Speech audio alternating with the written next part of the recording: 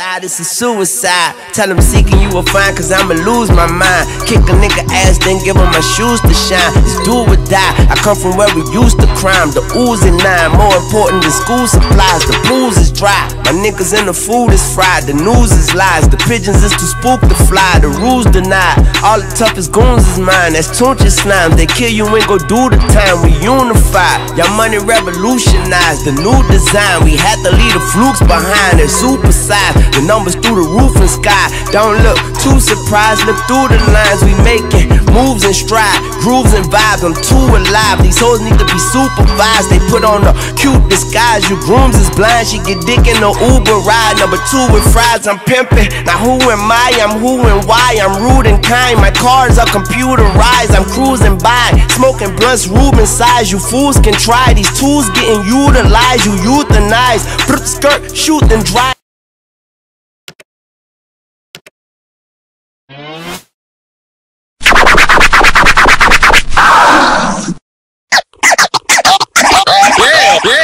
I'm doing it down. I just wanna fly.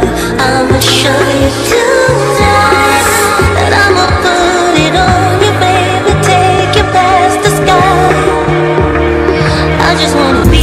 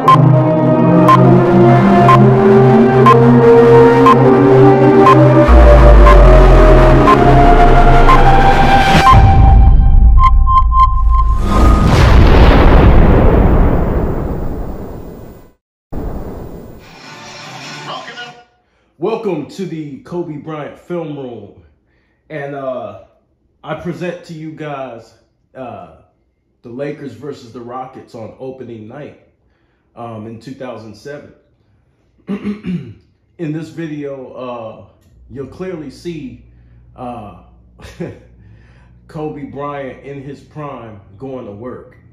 And this is one of the most underrated games and a forgotten game. Right, they don't really talk about this game too much as being a really good opening night game to kick off the regular season. I felt like in this game we were robbed. You know, Rockets fans are going to disagree with me, but I really do think we were robbed this game, y'all. I think Kobe was in his bag, and he took over in the fourth once again, which is what he always does. You guys know his MO. But without further ado, I would like to get into it.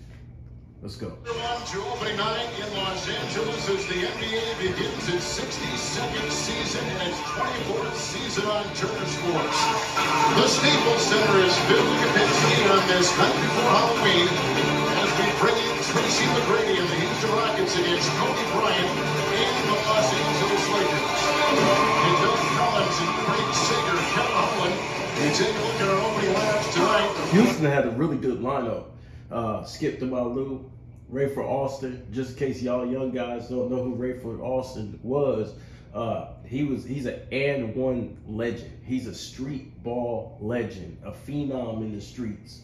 Was one of the few street ball legends who were actually able to get to the pros and start for an NBA team. There you go, TMac at the 2-guard position.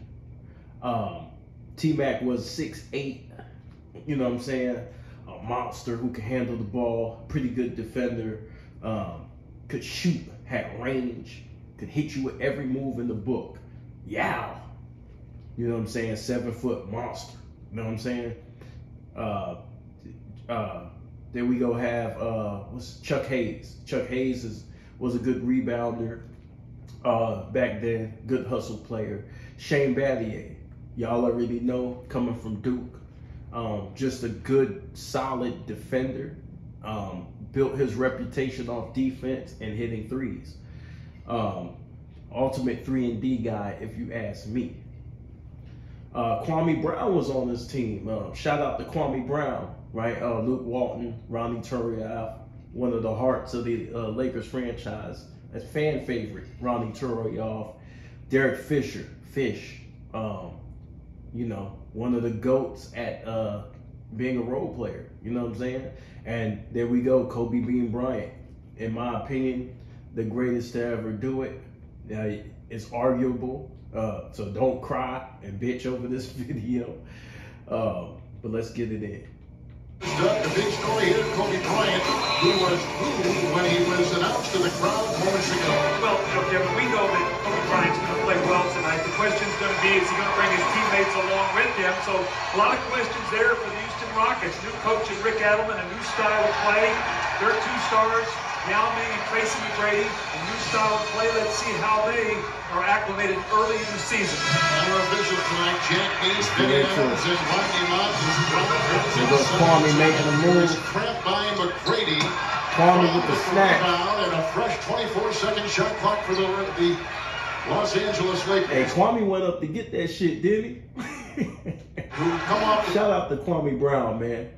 preseason 3-4. And a season ago, they were 42-40. It's 3 by Turiaf and a 2 by Bryant over Battier. And here come the Houston Rockets. Now, in the preseason, Kobe played a lot of like point guard for this game as a facilitator of their offense.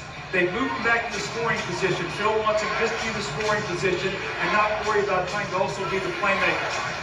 It's Walton on McGrady. Good defense by Bing. Brody was a first-team All-NBA defensive selection a year ago. The shot clock at 4, less than a minute gone. Good defense by Bing. I think a couple areas, Kevin, to really watch for the Lakers. They've got to be a better rebounding team than they were last year, and they've got to be improved defensively. Last year, their defense really First-team defense and the scoring leader, 2 seasons in a row. let them down. One of the better scoring teams in the league. Here is Yao. Yeah, Didn't with the come brick. out to defend. It's picked up by Turiaf. Kwame's here tonight. Derek Fisher. Season in Utah, before that with Golden State, now back here in Los Angeles. Walton to Kobe. Right into Chuck Hayes. Better on the plane. Bing fumbles the ball. By Battier, a terrific defender. Here is Walton. And the shot clock at 3. Turiaf over Hayes. Brick. And now with the rebound. Now, Rockets, a terrific defensive team last year under Jeff Van Gundy. They don't want any slippage, Kevin, in that area. Even though they're going to be a little bit more up-tempo offensively, their defense has been their calling card. Good defense. Off to Good Battier, defense by a Kwame. three-point shooter. Listen right there. Walton with the defense. And here comes Kobe Bryant. Rebound went to Bing Turiaf with the and ball. Kobe. Inside to Turiaf. And then Fisher. Good pass by Fish. Couldn't get it. Couldn't get it in Kind of there. changes you see from the Los Angeles Lakers in the preseason.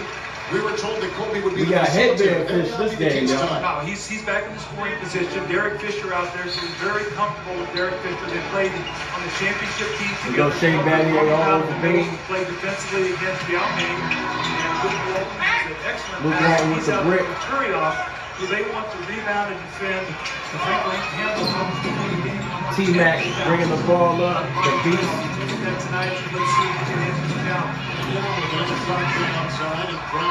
Can't nobody hit nothing right now. The Rockets have started this game 4-3. Lakers have started 4-4. And a couple minutes gone here in our first quarter. Opening night jitters here. You can see shots not going in. Teams are Battier. skittish right now. Brick. Yao gets his pocket picked Consecutive three-point miss. by D. Fish. Here comes Fisher. He was part of those 3 championship seasons here, and then he went out for big money at Golden State. Gives the ball to Bing. 3 years of age and a team. There goes Kobe. Good move by Bing. Can't get it to go. There goes Skip. They go 3-on-3. TMac. Off to Brick. McGrady, who misses over the defensive rim.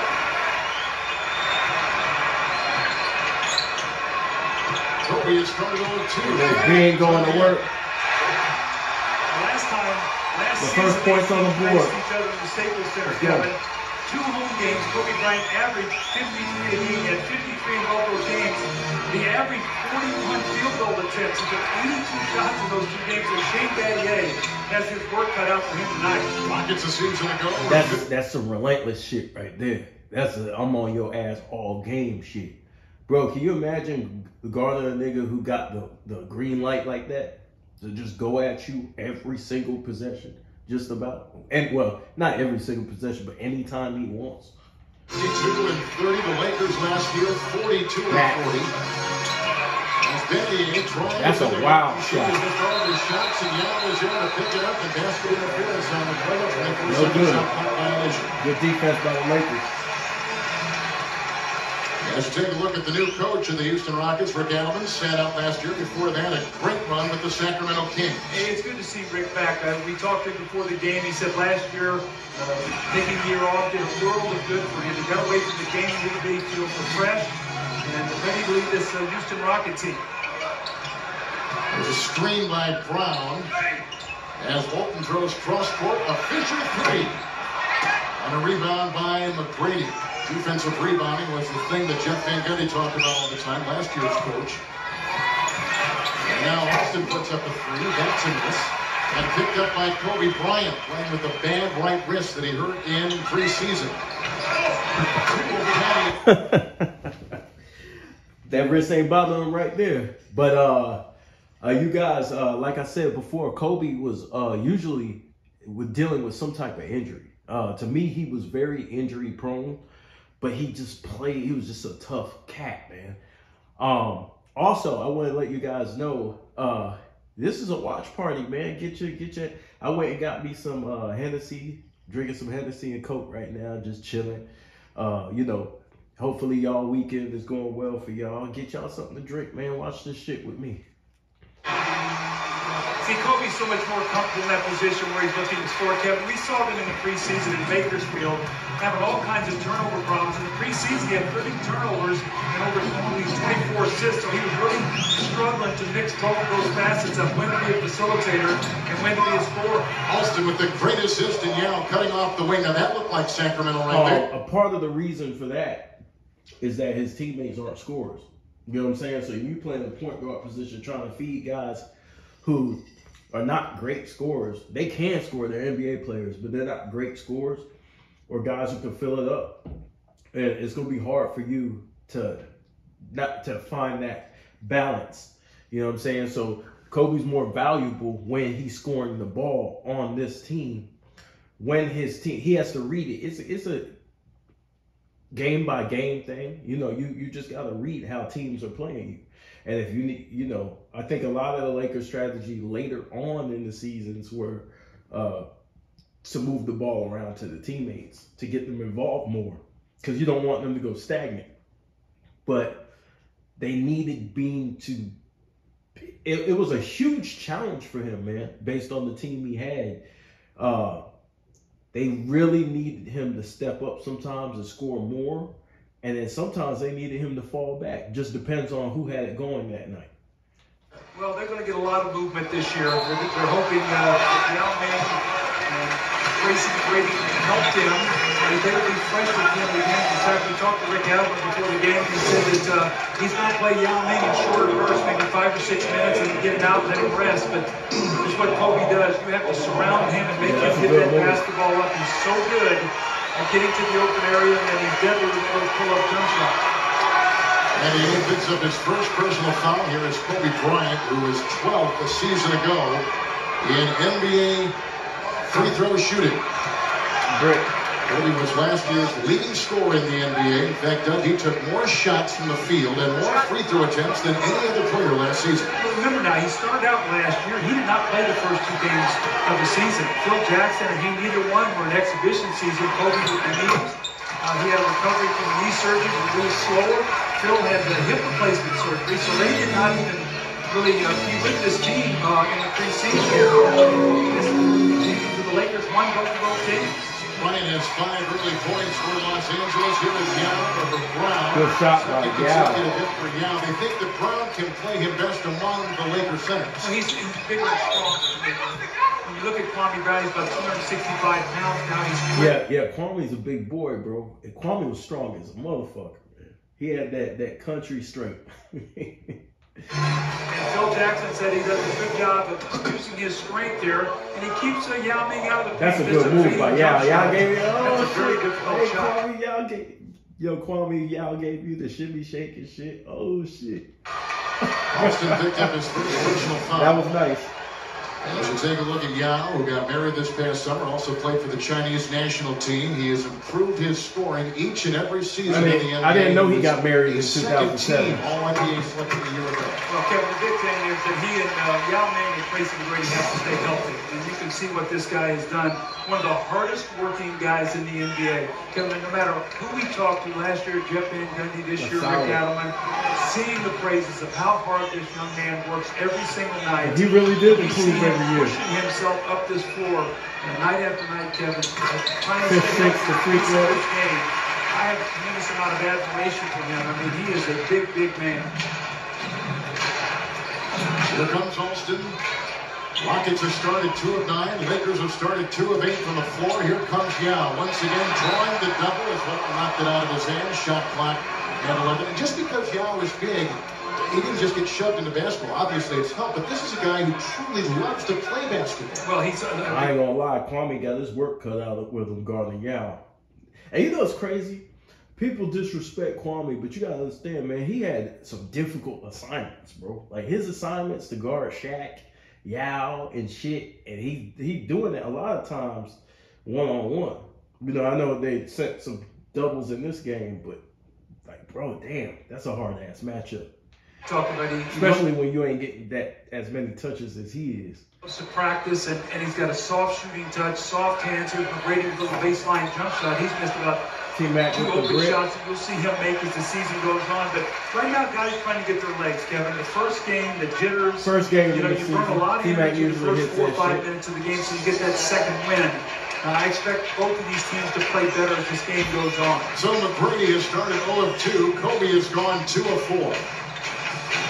And we're zeroing in on the halfway point of this first quarter from Los Angeles on opening night. Good move by Luke. McGrady. I think they'd like to see Luke Walton do more Good of that. take by Luke. Sometimes he's so unselfish. He gets that ball in the post and he's looking to pass all the time. He has a nice soft shooting touch, and they need him to be a double-figure scorer. Bryant now leading by 5. Houston has not led tonight. Go inside, Austin to Yao. He had 3 defenders in front of him. Yao, no good. Rebound by The whole team collapsed on him. And McGrady right there to meet him. Lean with the ball. Hey, brick. And look at the hustle. He missed some time. Good hustle by Luke. Bad ankle, but that's the kind of play that they got out of him. He runs the triangle well.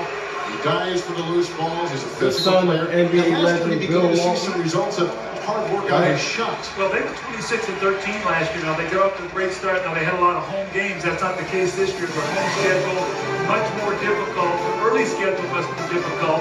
But when Luke Walton got hurt last year, injuries followed. That's when the Lakers really struggled. The NBA on TNT, brought to you by Southwest Airlines, official airline of the NBA. Southwest Airlines, a symbol of freedom. By Lincoln, reach higher. By the United States Marine Corps, the few, the proud, the Marines. And by Nike. Do you love basketball or do you love famous?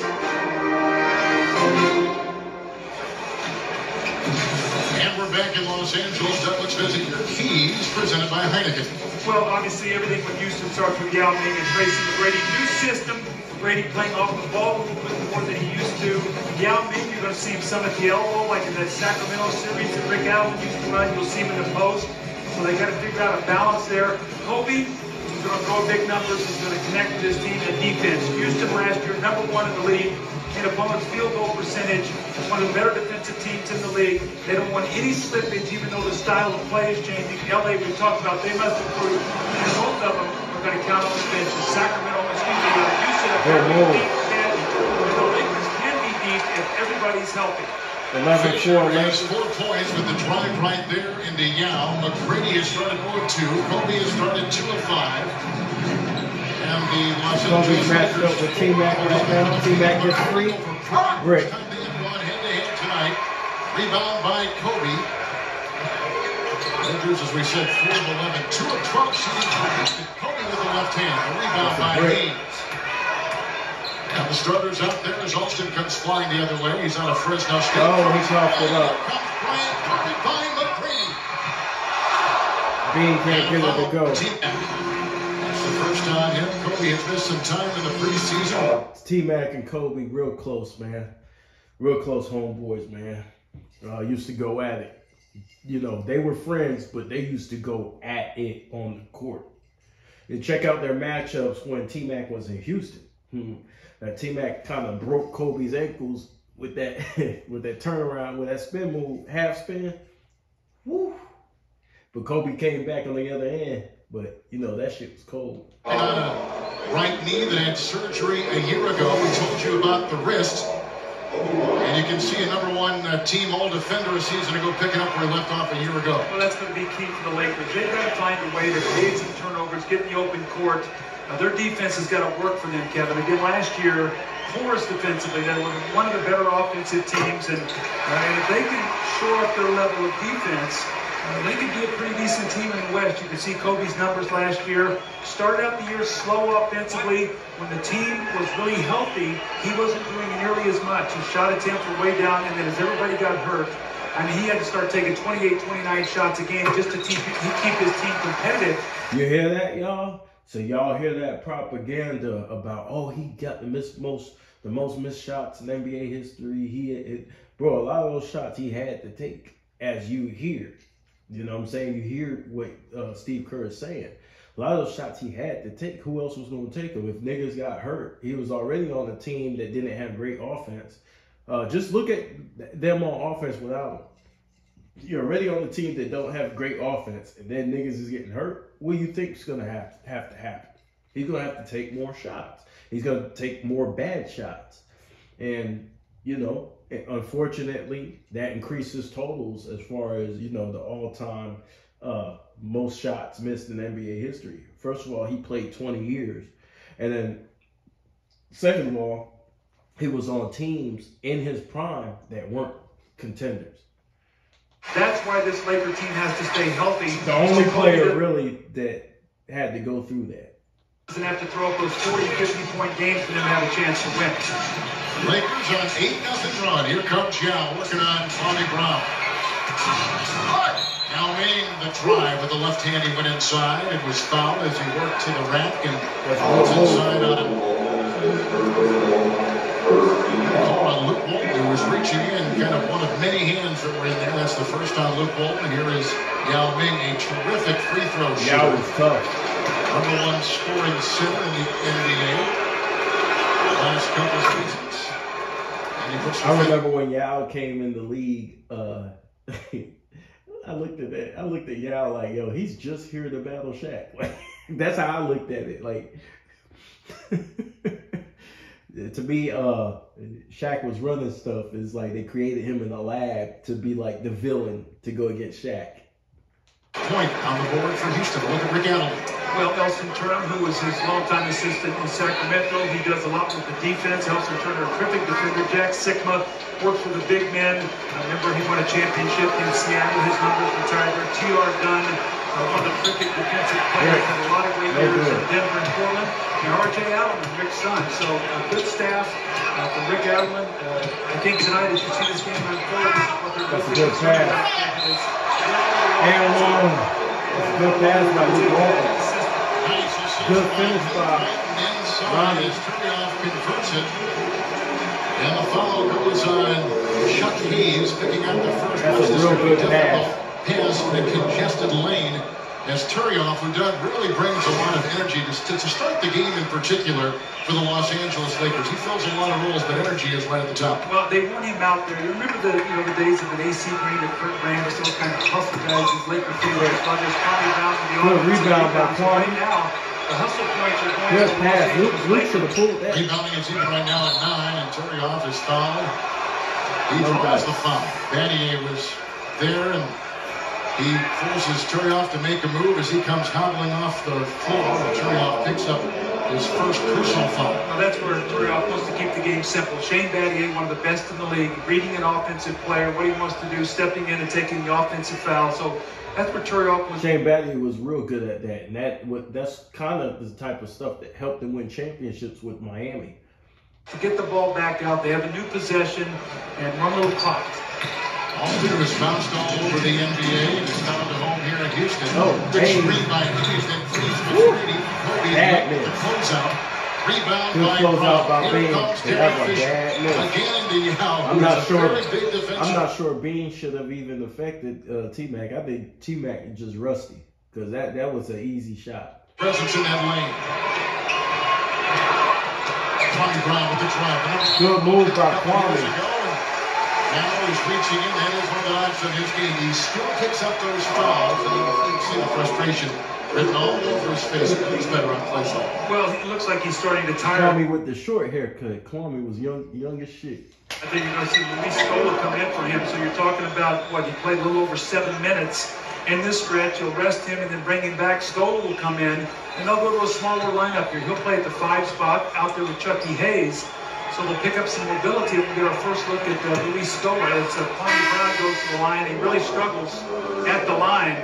Scola, who is a 2-time Spanish League MVP, was really a 2002 second-round draft choice by the San Antonio Spurs and was playing in Argentina. Then he became available this summer, and they traded him for camp reasons. In the words of Greg Popovich, this guy could be to Houston what Manu Ginobili is to us in San Antonio. Well, that's a mouthful, but Luis Scola last summer almost got his team single game. Luis Scola was a good player. He knew how to play the game. Very good player. Into the Olympics next year. Hardly any of you guys played from Argentina. He was great. He was the MVP.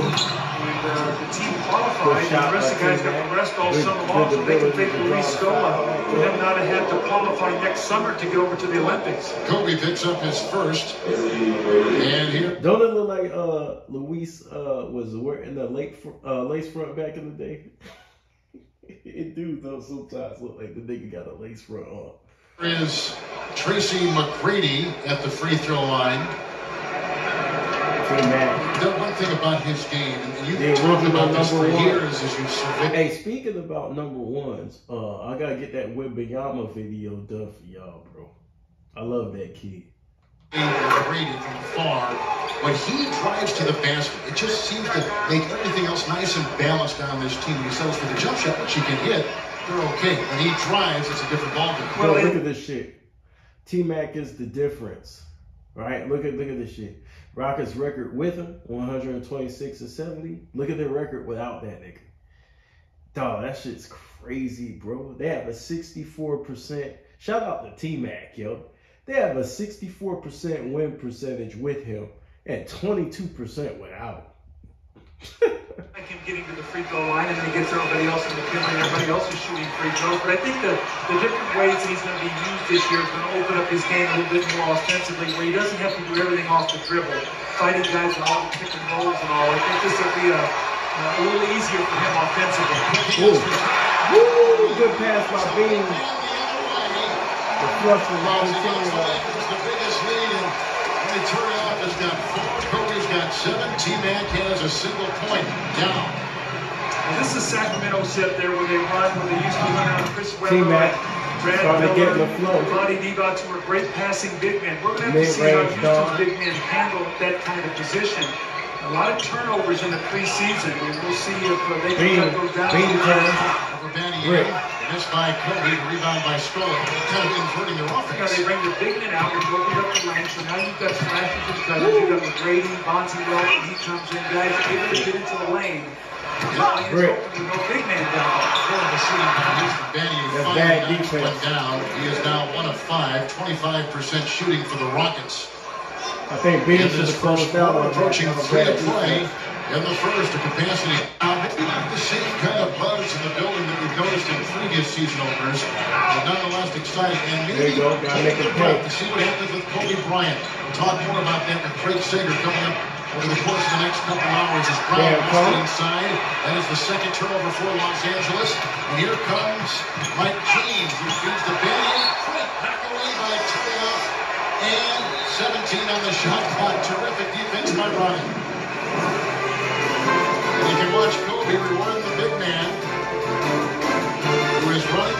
But Kobe ain't passed. Hey, so Turioff does it on this end and the rejection on the other end. On opening night, it's the Lakers by 7 on TNT. Laker lead has been as high as 11. Houston has never led. That leads us into our Craig Sager for tonight's Lincoln Sidelines Report. Good evening, Sager. How you doing, Kevin? You know, after an offseason of uncertainty over whether Kobe Bryant wants to be a Laker, and then a preseason in which he shot just 33% and had more turnovers than assists, he was greeted by a chorus of boos tonight when he was introduced. Earlier today, he met with Phil Jackson, and Phil said, listen, this uncertainty I would like to have resolved sooner rather than later. I asked him what Kobe's response. So check this out, y'all. Kobe was going through it, man. I actually covered this in some of my previous videos of exposing that narrative of Kobe wanting to leave the team and all that other shit. But check this out, how he struggled in the preseason. He was coming off that knee surgery, like they said before. Injuries with the wrist. Look at this, 13.2 points. Field goal percentage, 33%. So Kobe was playing like absolute shit, because he had no chemistry with the team, and he was just out there trying to work his way back from that injury. Also, he was pissed off as a motherfucker with the Los Angeles Lakers. And so he decided, they decided to move forward, of course. But, yeah, Kobe was playing like shit all up until that point. But later on this season in particular, he had 10 50-point games. So he turned that shit around and turned up. And I tried to cover the Rockets. He had a game of 53 points against the Rockets because I was trying to do them in order. I did a Utah game where he dropped, 52? I was going to do the Rockets game, but that Rockets game isn't online anywhere that I've seen. So if anybody finds that Rockets game in 2007 where he dropped 53, send it to me and I'll cover that. But I found this one instead, and I wanted to cover this one instead. Was, he goes, I've talked to him, a lot of people in this organization have talked to him, and we are getting mixed messages. It appears that the situation is weighing on everybody involved in the Lakers, even those who are fans sitting in the stands. Yep. Bryant Sages, thank you. Jordan Farmar has checked in for the Los Angeles Lakers. Here's McGrady trapped by Wolf and Bryant. Out to Mike James, who is a guy who used to play for Houston, now is back in his second stint with the triangle inside, and a sweet move around a couple Laker defenders. Now, great burst on that baseline. Mike James is capable of coming in and really shaking the game up, even slower and get out on the break. Remember now, he came off the bench from the Detroit Pistons winning the NBA championship. Kobe 6-0. But Kobe don't pass though. Y'all see that pass? Kobe don't pass though. And Kobe Bryant and the Kwame Brown. Kobe picks up his second assist tonight with his game-high 7 points so far and approaching 2 to play in the first. James last year started 65 games for the Minnesota Timberwolves. That's right, he played for that championship. Don't believe the propaganda, y'all. Valuable piece. Yao setting some screen, shot clock at 6, and a whistle and a foul called by Kwame Brown. When the Lakers are at their best in that triangle offense, you got guys moving and cutting. It forces defenders to come over to help. You see Yao Ming that time. That pass is nasty. And Kobe Bryant knows exactly where his teammate is. Kwame Brown, the recipient of the easy pass and the easy score. What you're seeing right now with like I said before, Kobe and Mike could do anything on the court that they wanted to do. If they wanted to pass, they could pass.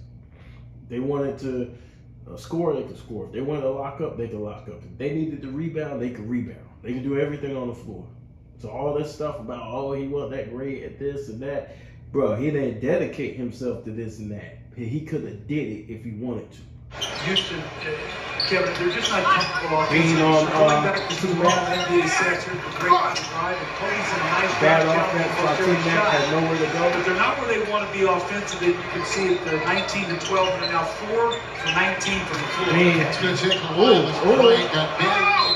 Hooks into Scola, and a foul called on Luis Scola. Not only is he learning about this game, but he's learning about the officiating as well. Scola picks up his first personal foul with the Lakers on top by 7. And once again, Kobe Bryant, 9-time All-Star, the 8-time All-NBA selection, And the three-time NBA champion at the free throw line for the Los Angeles Lakers.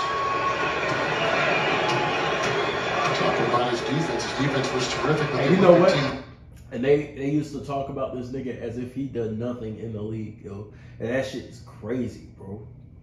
He was already a 3-time champion by 2007. Something to think about here in a second. Tomorrow, the national TV schedule brings you ESPN Dallas, Cleveland, Seattle, Denver, coverage 7 o'clock Eastern. Saturday, NBA TV. Portland, Houston coverage begins at 8:30 Eastern time. But you had a chance in Las Vegas to watch Kobe's defense, and it was spectacular.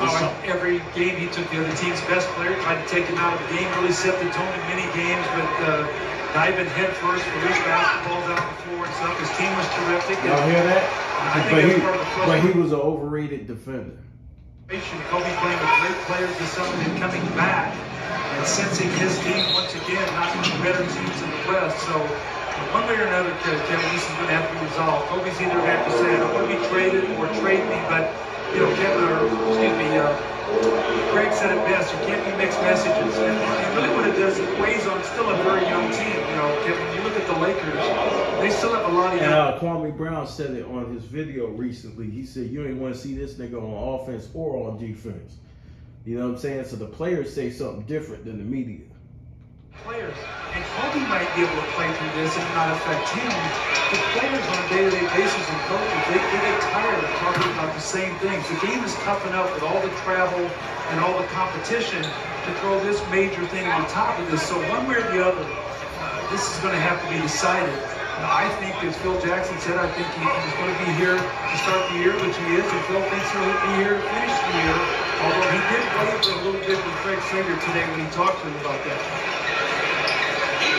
Now with the line and puts in some time there for the Houston Rockets. Fonzie Wells is coming for the first time for Houston tonight. Shane Daddy is extending pressure on Kobe with the miss. Fonzie Wells gets it out there with TMac and Scully, Yao, and Mike James. That's the Houston 5. Turnoff out there with Kobe. 3 seconds on the floor. Andrew Bynum is now on the play. Jordan Almar at the play. Oh, bad a terrific camp. A great summer. He was the talk of training camp. With the pass. He should have pulled it back. Los Angeles Lakers, but tosses one right there away on the deflection. It's the third turnover for LA. Here comes Wells. Rebounding again with Rick Edelman. Number. Opportunity in Sacramento. The Rockets got some bad turnovers. Here goes Kobe. Here comes Kobe the other way with 9. You see Kobe been passing to his teammates, but once he sees that they're reluctant to shoot, Kobe pulls the trigger. You know what I'm saying? Well, the indecision of Houston offensively right now, they're over-dribbling in situations and trying to force passes into congested areas, and the Lakers are taking advantage of that right now. No fouls to give either way. And this is my 11 seconds game clock and shot clock. Picks up a foul. Good defense by Ronnie Curry after not to give up the easy one. He's got about 7 inches and about 40 pounds on whoever the Los Angeles Lakers can win tonight. I think when you look at both of these teams, Yao had bad intentions. He was gonna mash on them niggas. God dog, Yao. Now the coaches, both Phil Jackson and Rick Adelman, are trying to figure out what's my team, what are the rotations, who can I play with certain combinations out there where I'm going to get the best of my team, and it's going to take a while. When you look at Houston's early schedule, they have 16 games in November. They play the Lakers twice, Phoenix twice, San Antonio twice, and Dallas twice. You have a new team, a new coach, a lot of new faces, a new system, and a very tough opening month. So this might take Houston a while to get themselves in sync. Cook has come in for turnoff. Good point. Yeah, Dave brings up the ball. Shane extending the pressure. Now they're going to be more of a slashing, cutting, passing team on offense. Delve into that more as the game goes on. Screened by Mike. Well, that's nasty. And now Kobe Bryant has put in 13 points. And he's shot by Wells. Very short. So on a night where he was booed as the opening lineup for Rand. Look at those numbers. Pretty. They could go ahead and forget about those preseason numbers. Those preseason numbers didn't mean shit. And keep in mind, in the preseason, y'all, guys do not play that long. Guys don't play the whole game. Season. The only player in double figures, the best player in the NBA, is put in 13 in the first. On open. Wait. Nah, it was LeBron. Nah, it was Duncan. You hear that? The best player in the NBA during that time was Kobe being Bryant. Don't let the media try to rewrite history. Tonight, the Lakers at the end And of look, to those of you who get mad about that, listen. LeBron had his time where he became the best later on. But during this particular time, that's Kobe's. So I'm not going to give another man what credit for what another man accomplished. I'm not doing that. He has 2012 forward. Kobe has the 2000s, right? So you got to give that man what he earned. All I want for Kobe is y'all to give him what he earned. I don't want nothing else. Just what he earned. And it seems like there's an effort to take that away from him and give it to somebody else. And we're not doing that. That's why I'm going through these videos, y'all. To remind people of the past, because people forget as time goes on, and the younger generation who weren't there at that particular time, what they're trying to do is they're trying to go back and watch. Instead, the difference between us when we watch, we were going forward in history. They're going back in history. So they're going to miss things that we seen in real time. So some of it's not their fault because they're being misled. But some of it is their fault because they're being ignorant. I laugh at that because the first question that was asked me in the preseason media day was, what do you expect from Kobe this season? I said, I expect that when the season starts, Kobe's going to be playing for us, and I expect when the season ends, he's going to be playing for us. You still for that one? Well, I said that. There's some part of me that feels that, I may have overstated it. But here we are starting the season, and he's going to be playing for us. Yeah, that Phil to talk all that shit. Phil's funny. Phil's a funny guy, bro. He was talking bad shit. Now you take it all back. Season starts, Kobe's going to be playing for us, and I expect when the season ends, he's going to be playing for us. You still for that one? Well, I said that. There's some part of me that feels that, I may have overstated it. Phil full of shit. But here we are starting the season, and he's going to be playing for us. Between the Kobe Bryant story and the Joe Torre maybe managing the Los Angeles Dodgers, this has been a very busy sports day in Los Angeles, Southern California. It sure has, Kevin. All right, here comes Mike James out there with Battier and Yao Ming. Lutherhead is on the floor, and Bonzi Wells. A lot of subs out there for Rick Adelman. As we begin the second quarter, the Los Angeles Lakers have never trailed. Their lead has climbed as high as 11 points. It's a good matchup right here. Bonzi Wells and that shit was Reese wet. Evans, both those guys very athletic and Bonzi strong. Wells on that Portland team. Remember when we did the Blazers video? Kobe from outside. Being with the There's brick. 13 points. Yao with the rebound. Line them out there with Evans and Farmar and Cook and Kobe. That's the Laker five to start the second quarter. Yao with a good pass inside to Wells. Well done play. Kevin, this will give our fans a great idea of what Houston's doing a little bit this year. They've got their big men out now. Shane Battier is playing in the 4 spot, Yao Ming in the 5 spot. So they're up at the top of the 4. So now all of a sudden they're going inside, hosting Bonzi Wells. That middle is wide open. Evans picked up his first foul. Here comes the crafty James. It was broken up by Bynum. And Jordan Farmar the other way.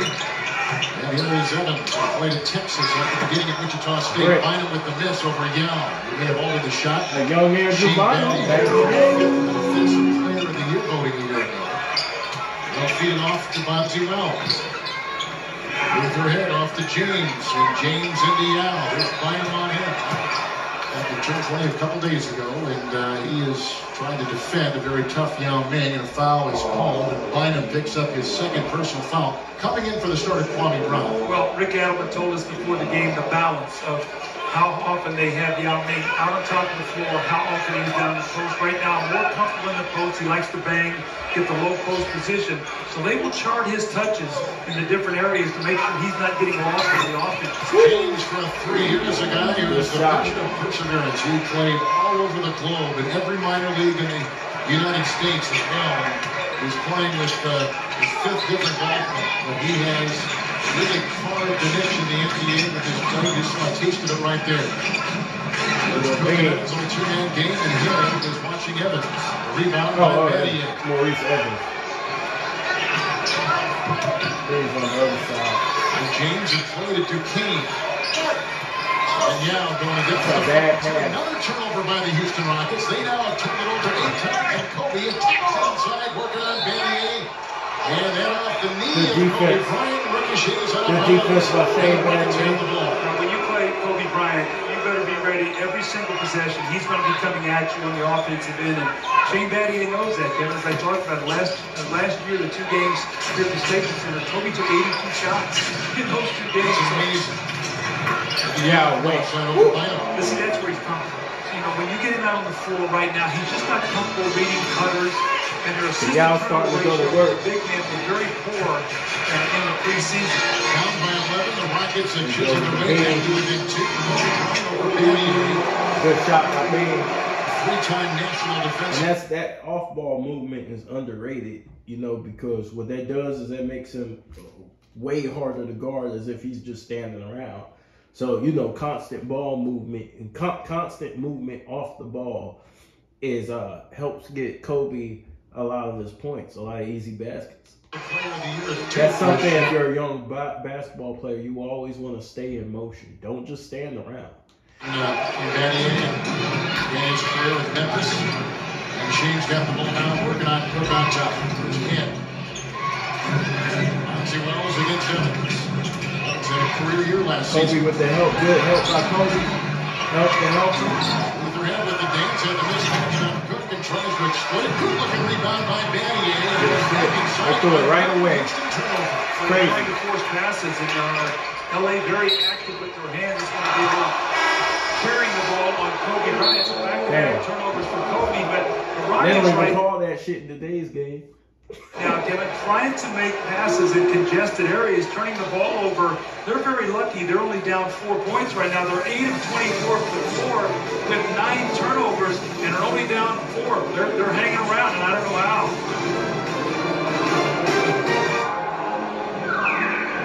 Welcome back to LA, where the Lakers are top 27-23. And in LA, we should all know the traffic problems you can run into, especially if you're Andrew Bynum. He was 25 minutes late tonight. 7:30 scheduled tip. He had to be here by 6. Phil Jackson not at all happy. He said he will. You know, Phil's in that nigga face. Nigga, why you late, dude? What you in bed with your girl or something?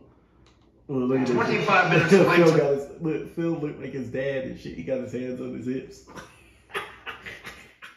Hey, Bynum probably walked in that bitch knowing that, oh, Phil gonna cook my ass.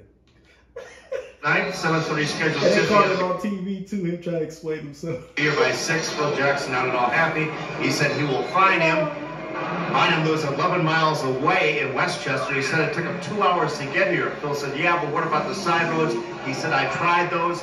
He goes, this doesn't matter. You're not a rookie anymore. And in fact, it's time to grow up because you're not a teenager anymore. That's right. You got to be there on time. You got to be there early. You got to be there for your team, man.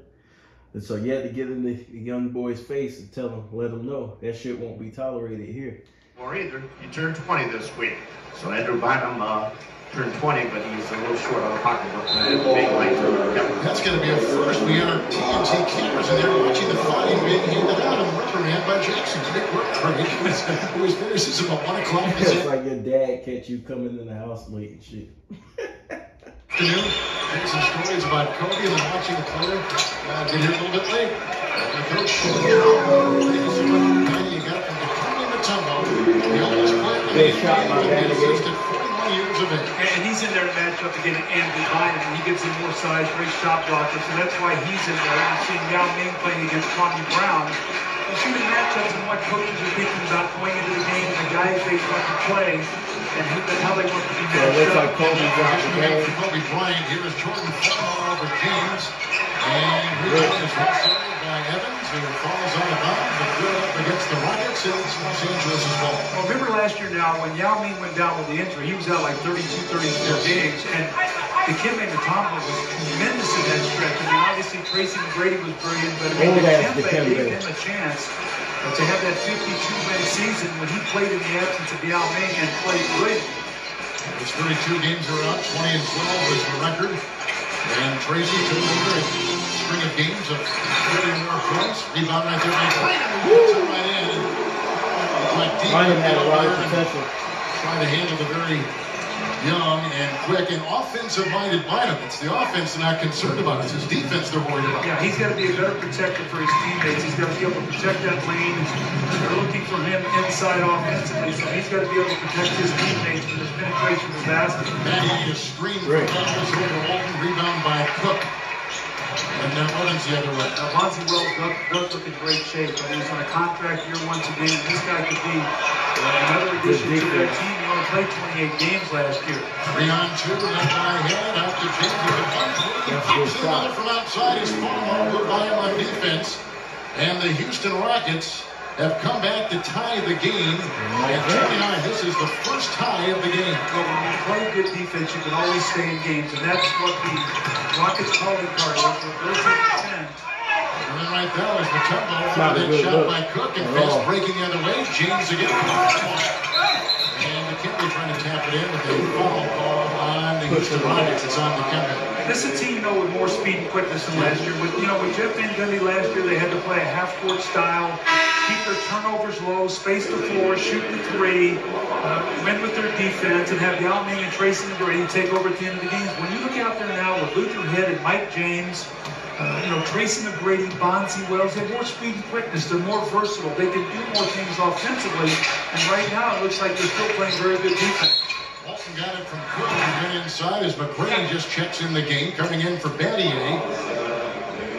And a foul called on James, who picks it up for the Houston Rockets. You take a look at their bench, which, by the way, has outscored the Los Angeles Lakers bench 10-2 tonight. And you see the name on the bottom there, Steve Francis. Yeah. Steve Francis, known as Stevie Franchise in Houston, but did not come in. So the bench is getting their ass whooped. They scored 10-2. That's not going to cut it. Bench has to step up. Camp in great shape, and he's going to have the best spot on this roster. Getting shots by Mike James, Luther Head, and Ray Alston all outplayed him in the preseason, so he's going to have to work hard and get himself in shape. And it's going to be tough. You go back to the franchise that you're known as the franchise, and now you're not even in the rotation. And we'll see a lot with Steve Francis here in the next few weeks, how he handles it. He's $30 million richer, though, by the way. He was sent to Portland in the trade, and they just signed him and let go. And here's 12 as he knocks it up. Ooh, Bonzi Wells coming in. Time you take a look at Bonzi Wells, you think about what he did a couple of years ago in the playoffs for the Sacramento Kings, for Rick Edelman. He was absolutely tremendous. The Spurs couldn't keep him off the boards. I mean, he manhandled him, averaged about 12 rebounds a game. I mean, he was terrific in that series, and passed up a big contract with Sacramento, ended up signing with Houston a 2-year deal for a lot less money. Was not in shape last year. Never really got into the rotation, but this year playing exceptionally well. And if he plays well, he can give them a very, very versatile perimeter player. Houston is 6 of 9 in the second quarter. They've come back from 11 down to tie the Lakers at 31. NBA on TNT, brought to you by Heineken. It's all about the beer, Heineken. And by Adidas. Run with the Brotherhood. Text TMac to Adidas. Impossible is nothing. Back in Los Angeles with the Houston Rockets tonight are debuting their new coach with some newfound talent. Well, you see the addition of Steve Francis, Luis Scola, also Mike James. Really key losses. They traded Juwan Howard to Minnesota. And the keys I talked about, don't lose your defensive edge. They've done a nice job here tonight. That's what's kept them in the game. And then adjusting to a new style of play. We've seen a lot of turnovers here tonight. 7 assists, 9 turnovers here early in this game as Luther Head fouls Kobe Bryant shot his jump shot. Teach you guys going back to the round. Kobe did a nice job baiting him into that foul. Kobe has 15 points in 15 minutes. He just came off the bench. He was fouled, as Doug said. The first goes on Luther Head out of Illinois. And here's Kobe at the free throw line. You wonder so much. You used to bring this up a lot, in fact, since the departure of Shaq. How much trust Kobe has in not doing everything himself, in distributing and facilitating what we're talking about. How much he trusts his teammates. Well, I think a big part of that is he has some very young players out there with him. And, you know, he's so used to playing with a veteran team. Now, remember when they won championships, you had Rick Fox, you had Derek Fisher, you had Shaq, you had Robert Ory. Yeah, he's got to be even more of a leader this year. You know, he's got so many young guys and so many guys who have to learn. Look, Bynum showing up late. You know what I mean? You got people injured in and out of the roster. He had a lot to figure out. Guys who had great basketball acumen. They've been around the game. They were veterans. They were experienced. They knew where to be. They ran that triangle inside and out. You know, this situation with the triangle here is, you know, they don't run the triangle the way the Lakers used to run it. They break it off in a lot of different places. When Kobe gets the ball in scoring territory, he's going to look for his shots. It's a whole different way they run their offense. You got another Kobe on the floor. You got a couple of Kobe's out there. Kobe Carl, the son of George Carl, the Denver Nuggets coach, is just The defense by taking his Ming. place on the floor. Here's a 12-3 over Kobe Carl. Rebound by Kobe Ming Bryant. with the rebound. And he'll come the other way. So Walton out there with Turioff and Fisher's back on the floor. Here's Kobe Carl. Pass. This is a good pass. Here's Walton with it. Guarded by Tracy McGrady. Who is Take it away. 6. Luke with the good, reaching in.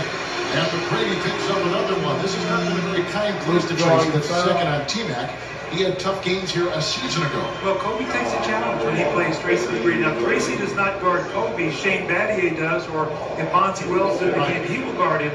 But Kobe takes that challenge. And last year, in the games against the Lakers, that's the difference. And so when you guys look at Kobe's defensive numbers, the reason why they're down sometimes, and you look at the stat sheet, it's because he's taking on the challenge of guarding offensive players. Offensive players are still going to get off on you, even though you're a great defender. So the thing is that it's going to look like they're cooking them, but they're not.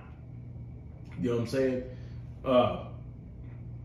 On the other end, T-Mac is not, in this game at least, he's not taking that challenge yet. You know what I'm saying?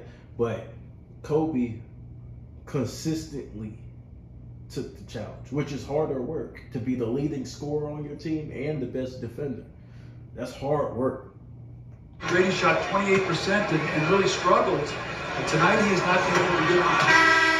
And I like it's not easy. It's not that easy. Being aggressive in that paint once again. Especially leading the league in those categories. You know what I'm saying? First team defense and scoring leader. I think that when you get in there sometimes and people play you for the pass all the time, they get into passing lanes and everything gets congested. If he'll start looking for that shot, it'll actually open up his ability to pass the ball. Kwame Brown has come in for Kobe Carl. Battier has come in for Houston for Bonzi Wells. So Alston is out there with Yao, T-Mac, Battier, and James. So you can see the matchups once again as Yao Ming is coming to the game. Phil Jackson comes in with Kwame Brown. So obviously he wants him matched up against Yao Ming. Taking on that defense. Look at Bean. Starters out there for Look at Bean, y'all. That was deflected by the quick hands of Kobe Bryant. Shot clock is down to 10. Mismatch. James working on Turioff and knocked away the foul. And Turioff will pick up his third personal foul. We just saw moments ago Lamar Odom. He is out with the shoulder. He is as long as 2 weeks away. Well, there's Kobe. You see him up pressuring Tracy McGrady. When you get a guy to turn his back like that, Kevin, he can't see the floor. And now all of a sudden passing lanes are taken away, gets his hand out and he deflects it. So he had about 10 or 12 seconds go off the clock there. The Rockets got nothing out of that possession. Lakers, of course, losing last year in the first round handily to the Phoenix Suns. On the other ledger, it was Houston losing to Utah, and that really has stung. It's stung McGrady and it's stung Yao, and both have said during the offseason the stinging is still there. That was a hard one to forget. Well, you lose Game 7 in your building. I mean, that's very difficult to take. You know, and for Tracy McGrady, you know, all he's heard about is his inability to get out of the first round. And it's not going to be any easier this year when you look at how difficult the West is.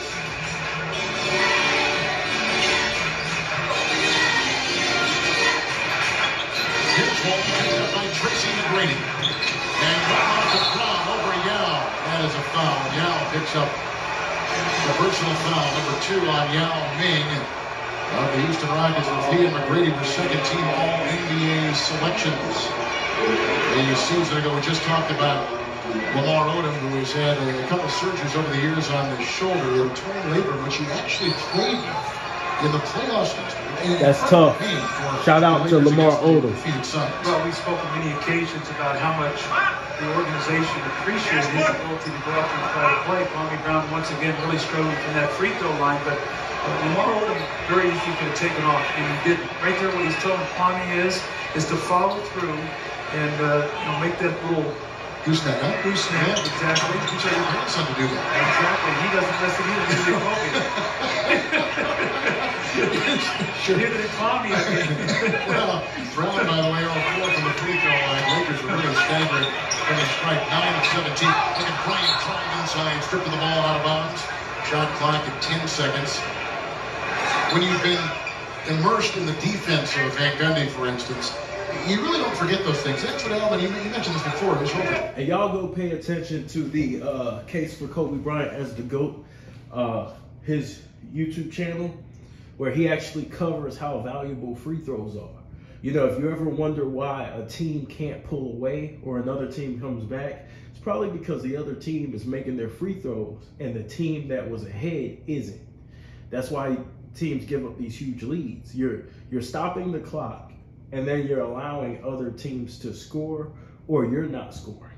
You know what I'm saying? So you're making the game longer. You're extending the length of time the game is being played, giving people extra possessions. And so free throws are very valuable and an underrated part of the game. Gotta hit your free throws.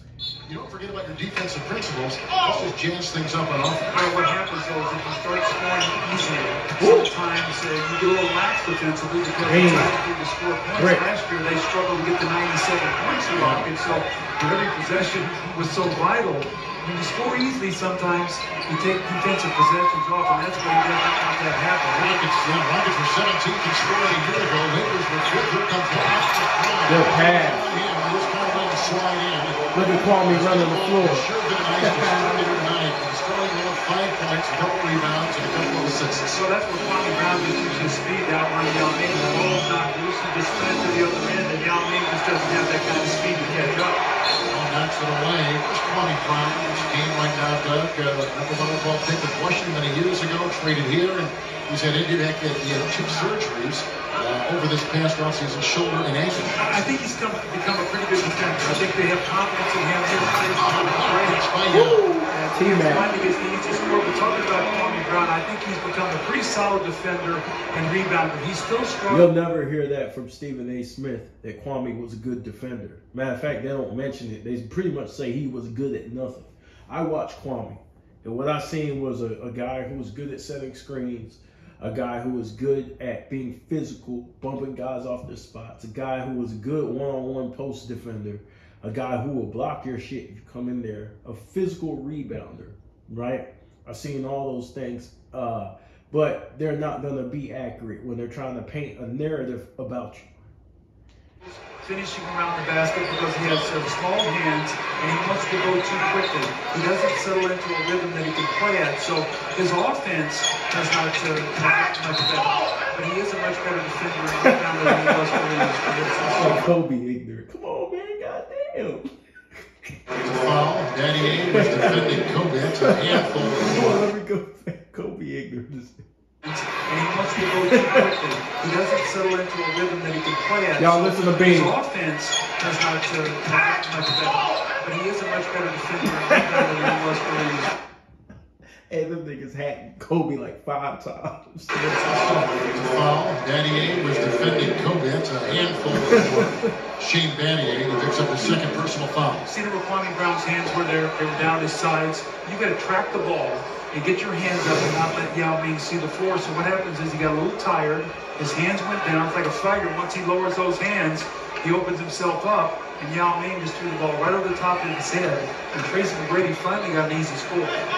Kwame knows he Bryant on free throw line for complete repeats of the winning inside the NBA to in-depth interviews with NBA ranked stars. Visit TNT Overtime. It's exclusive always on NBA.com. A couple of years ago, we talked about how Kobe reclaimed his career, Doug, and then it seemed like this past summer he brought it back down again. I mean, he can never find an easy goal. Good shot by Bean. He said, you know what? I'd love to be in the Kobe Bryant. Can we get a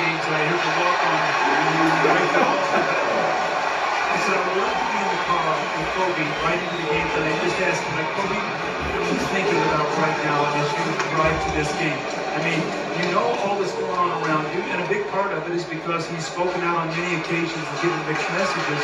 I wonder what was going through his mind as he was coming here to play this game in LA with 1-3 championship. Yo, Kobe really got that shit out the mud, bro. Like, he really got that shit out the mud, bro. This team was not that good, man. And for him to battle that through and win 2 more chips after that is crazy, bro. Considering the odds being against him. These fans have so loved him. Screen by Brown. Kobe trying to slither. Picked up I don't by know what the fuck Kobe thought he was doing. Fisher there to meet him. Fisher's got that grip. It's not a good possession. To Yao, who never broke stride. And the Rockets do have a little bit of jazz. And down by a point right now with about 3 to play in the first half. Farmar's in there. And here's Walton off to Kobe Bryant. 5 to 13. 17. Drive into 2 defenders, including Vanier and not good. Not good possessions on Kobe. And outside to James, another dagger from outside for Mike James. Those are not good possessions by Kobe. And he just gave the Houston Rockets their first lead tonight. And how good has the Rockets bench been? They've gotten back in the game and given them the lead. Mike James has been terrific. That's off the blue clock. Alston trying to push the tempo. James another one. Triple from outside. Clinton with the rebound. So you have not seen the Rockets take those kind of shots last year. But Jeff Van Gundy be able to pull that out and use some clock. Down into the alley. That was a good move. Brown collects his 5th rebound. That was a good move. I think they got to go inside. Either with Brady or Yao Ming. Slow this game down a little bit. Get yourself a good possession. Brady is Kobe picking up the hand check down and draws the foul. Where was the foul? They get yourself a good possession. Brady is Kobe picking up the hand. Hey, y'all see a foul? I gotta look at that shit again. I didn't see a foul. Kobe Bryant on Tristan McGrady the second at Kobe. And timeout taken. So down by 11, Houston has come all the way back in a 13-point first half turnaround. I'm sorry, I didn't see the foul. With 2:02 to play on opening night, first half on TNT. Doug, you get a point now. The success of the offseason bolstering the Houston bench, and we're seeing right now in the wake of those moves some nice numbers here on the road to open the season. Well, I think with Rick Adelman, when he was coaching Portland, when he was coaching Sacramento, always had those good bench teams coming in, and he's got that tonight. Mike James has been great. They're plus 13 there off the bench. Points in the paint, the Lakers are plus 8. Free throw attempts, the Lakers are plus 9, Kevin, but they missed 9. They're 10 of 19, and then the Rockets plus 12 on that three-point line. That's something that was very good for them last year. They were second in the league in makes and third in attempts. So that three-point line was good to them as well last year. But they've settled themselves down now. Their defense has been very good. The Lakers are shooting 39% from the floor. And as I said, they missed 9 free throws. Lakers with 7 turnovers. The Rockets with 11. You know, these two teams, Doug, you talk to the Rockets, you read their quotes. A team really in harmony. The chemistry seems terrific. And Jeff Van Gundy, last year's coach, talked about this team has great chemistry. You look at the Lakers, their best star wants to leave. You wonder what kind of chemistry is there, if any, with this team. Well, there is none right now because nobody really knows what to expect from day to day, and that's why they're going to have to get the issue settled one way or another. Either move on, either move Kobe, which I don't think they can do because I don't think they can get value. Plus, also, Kobe has to say where he's going now. He's the third party in this. You've got 2 teams trying to make a deal, and Kobe, who has a chance to be able to either veto it or say, I'm going to go. So, lot it well. This pass inside McGrady to Yao. They couldn't convert. Houston has outscored Los Angeles 9-1. Under 2 minutes of free by Fisher. That's the first 3 by the Los Angeles Lakers tonight. And it comes from maybe the heart and soul of this team. Although he's been gone for a couple of years, he's now back and truly the leader in the locker room. I don't disagree with that at all. It's a very, very respected guy, on the championship teams, and can tell you about what the mood of this team is in about 5 minutes. McGrady right into Kobe Bryant finds the 2 as McGrady's got 9. Kobe's got 17. Yao's got 13 off the bench. Mike James of Houston is going 11. McGrady now on Walton. And Bryant with the reverse. Good move by Bean. You know he's going to score. But what you have to do is you have to make him shoot a 4 percentage. Right now, he is 6 of 15 from the floor. He has that the line 10 times, but you have to make him work hard for every possession and try not to give him any easy layups. No fouls to give either way in the final 45 seconds of this game. McGrady for 3. by Brown. Houston tonight has taken 11 three-point hits and made 4. 1 of 3 above the arc for the Los Angeles Lakers. Here is Fisher. Working on Austin. Good shot by Fish. The Rockets had taken the lead on the strength of their bench. Now Fish is hitting with 2 shots in a row, 4 or 5 straight points to give them the lead. It's important, I think, for the Lakers to win. Good defense by Big. You know, it's the first game of the year. It's something to feel good about that Rocket. He's got 9. Yao is screaming. McGrady from inside and a foul called as he shoved the defense of Bryant. And keep in mind, McGrady's scoring, but he needs a pick. You know what I'm saying? Kobe's all up in him. Skedaddles for a shot from point-blank range at the T-Mobile halftime being put together in Atlanta for you right now. And Kobe moving without that basketball, he's a master on that baseline. I used to marvel when I coached Michael Jordan watching him on that baseline and his ability to get into spaces you think he cannot get out of. But Kobe, the great balance on that baseline, goes to the other side of the basket, kisses it off the glass, and 10 seconds to go here. You know Kobe's going to try to do something on this play. He's going to probably bring this ball down the floor, and if they converge on him, probably look for either Fisher or Farmer to try to knock a shot down going into the locker room. Farmer picked up his first foul. There's a look at McGrady, who has missed an average of 17 games a season since being in Houston. We talked about that. We talked about Yao, who missed 32 last year, missed 22 the year before. Those guys staying healthy is important for this Rocket team. Well, you know, all you have to do is look at your success of the season. Player games missed due to injury, especially stars, and you'll know how you finish the ball. Final seconds, they got Batty. Here we go. With the fourth. That was a good look. Chuck Hayes, that takes us to halftime after being down by 11. The Rockets went up by 4. James got hot off the bench and put in 11 points, 9 in that second quarter. McGrady's got 10 in 19 minutes. We're at halftime. Let's swing it over to Craig Sager. Well, Kobe, Doug Collins mentioned that you'd like to have been in the car, come to the arena with you tonight. Wondering what you were... He tired as hell. He got Craig Sager in his face. That nigga like blowing for air. Look at this shit.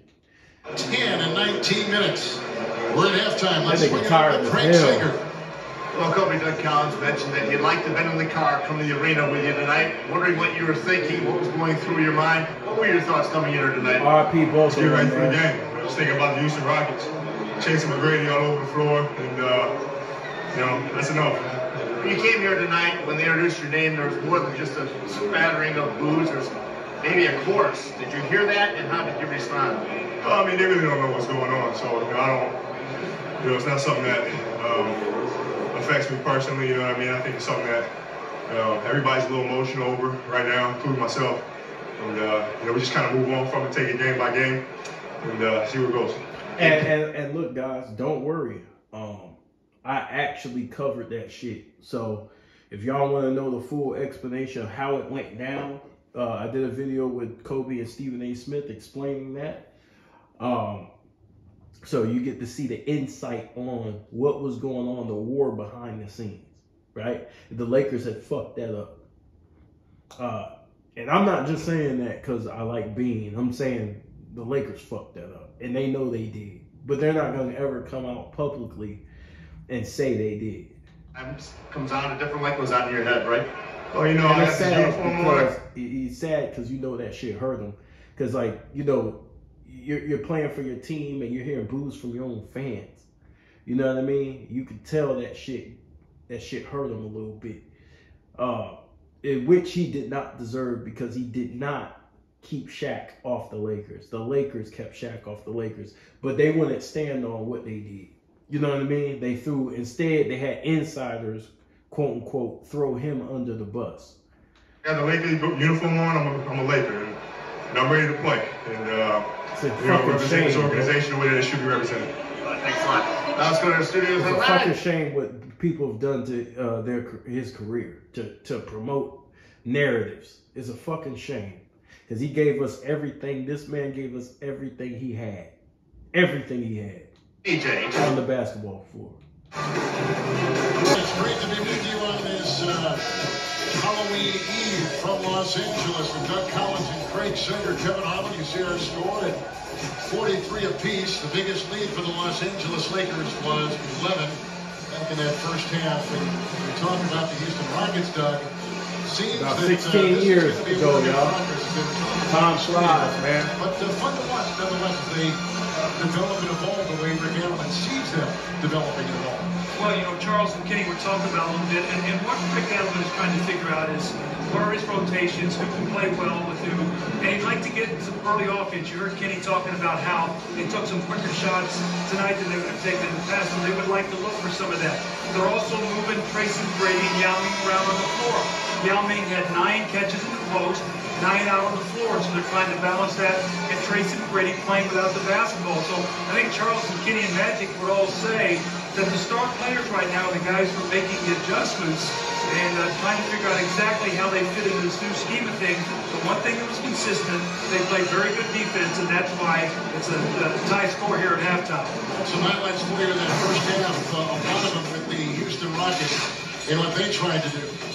Well, this is Yao Ming stepping out to set the screen roll. This is what a bread and butter plays, and Ronnie Turioff is in the middle there, and he allows the pass to go across the lane. And Yao Ming to get an easy score. Now, Yao Ming and Tracy McGrady both start off the slow starts. They finish strong, so they combined for 23 points. They got to the free throw line, and here Jordan Farmar does not bump Tracy McGrady as he comes off that cut, and he gets the easy score. So both those guys came alive at the end of the halftime. Bench points big time in favor of Houston, and the turnovers. That's one thing Rick Allen was concerned about. They had 11 turnovers, but the Lakers only scored 8 points off those 11 turnovers. As we just took a look at our Dodge game summary, here's Battier and McGrady. Shaquille's out there with Yao and Austin, the 5 for the Rockets. Brown picks up a foul, climbing on the back of Yao Ming, the second on Kwame Brown, who is part of a 3-way race to see who would be the center for this season. It was between Bynum and Chris Smith. You see them right there, Bynum on the right. Yeah, we didn't know who the fuck was going to start that game. And I think it's going to be made night-to-night matchups. And I think, again, that Phil Jackson feels better about Kwame Brown guarding Yao Ming than he does the second foul there on Kwame Brown quickly. So I don't think that Phil wants Andrew Bynum to have to match up against him this much right now because he's not a good defensive player. And this will put Yao at the line. 2 fouls in 11 seconds. Let's swing it over to Craig. Well, Kevin Doug was talking about matchups. Shane Battier playing 20 minutes and 43 seconds in that first half. I talked to Rick Allen, and he goes, hey, I didn't know they'd be playing Kobe Bryant that much either. But if Kobe Bryant's on the floor, Shane Battier you better have your best out there. At the beginning, why they looked so poor, out of sync, he goes, maybe it was opening night jitters. I don't know. He says, all I know is we missed a lot of shots, made a lot of bad passes, made a lot of cross-court passes that weren't there. He said, I think we'll be much better here in the second half. And you think, though, that Doug, a lot of teams in this Rockets should have been scores from preseason. Probably up 10. There are a fair amount of minutes in this particular preseason. The way the Lakers are keeping them. Recognize, some of these schedules are so tough early. They did not want to dig themselves a big hole last year. Lakers got off to a great start.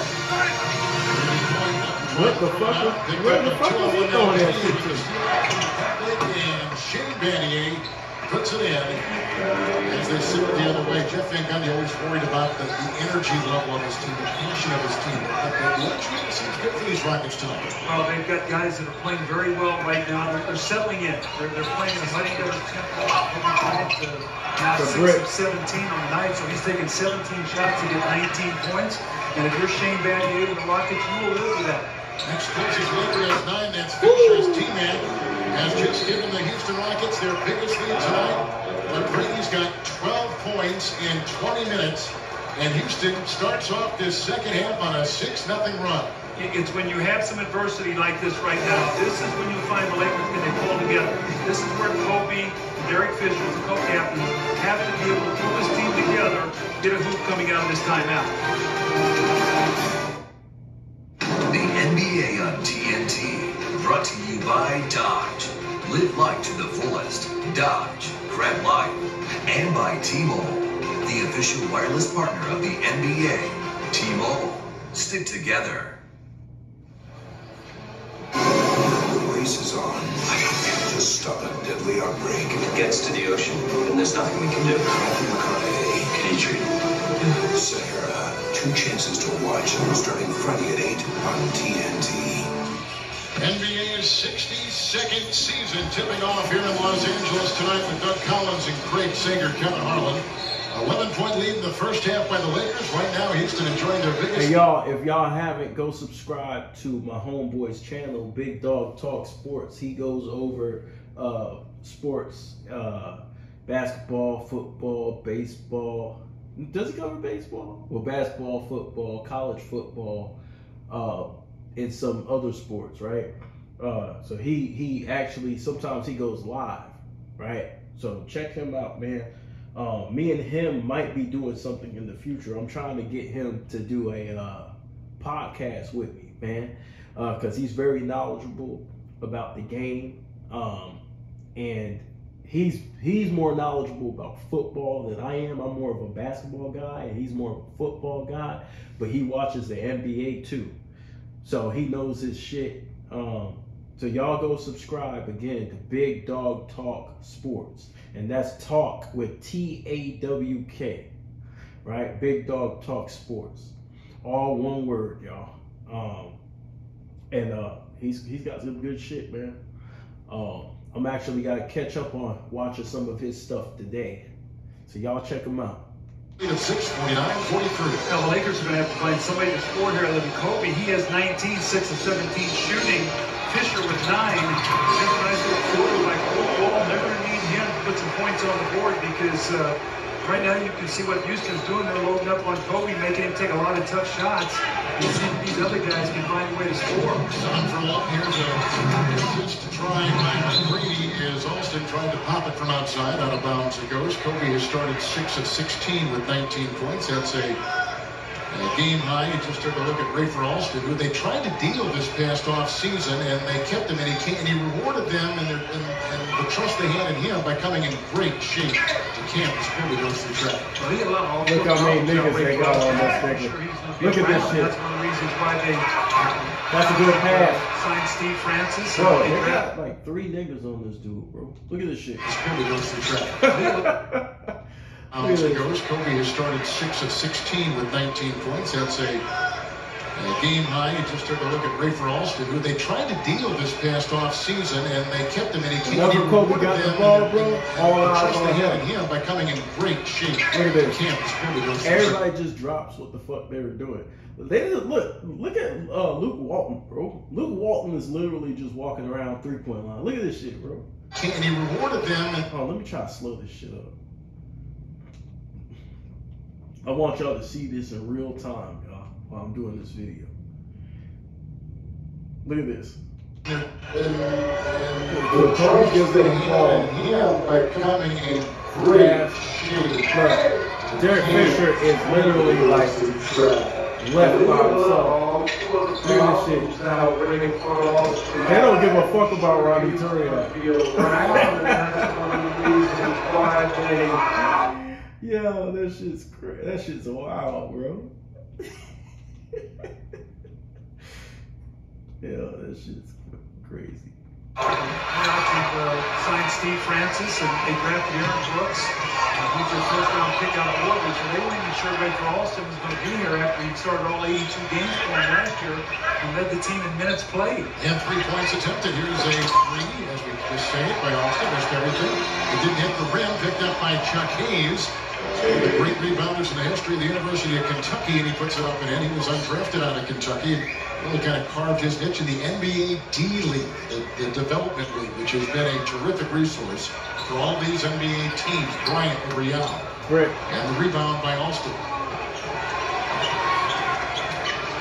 Brady working on the eyes that Yao now sees the game in this offense. Does he see him with the same set of eyes he has? So right now, Kobe is forcing it, trying to create some type of offense for the team.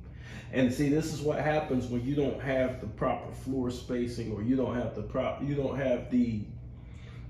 talent out there to capitalize on how they're defending Kobe. Kobe's taking a lot of shots that he shouldn't be taking. Because he's balancing it. He said, okay, I was passing the ball around first quarter. We were doing all right, but we fell behind. I've got to keep this team afloat. I have to do more. but I think he's forcing it instead of like being a little bit more patient. He's kind of forcing it this game. He's playing in the post, he's looking out playing, and when he's playing out as a passer, he's looking in. They're only down 6 though. When he's out there on the floor like that, as opposed to when he's posting, he's got to be able to see cutters and read defense, and that's a little bit of a change for him. Kobe back on TMac. Here's TMac working on Kobe. A 3 by Battier. Great. And look at Yao hustling. Look out. Phil Jackson did not need his cane to get up off the bench there, so maybe he's thrown that cane away. Look at I don't need to. He gets out of the way. And Kurt Rambis there, as he was when he was a Laker player, absorbing the shot. Is a big man. It takes so much for him to move. Big. Good job. He got to catch it. He knows he got to catch it. He got to make his move quick. 21.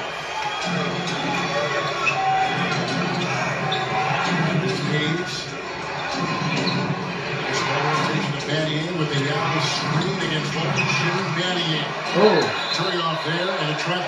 He caught his own air ball that time. That's a trap. Shane got into the lane there. Looks like he didn't able to get the lift to finish.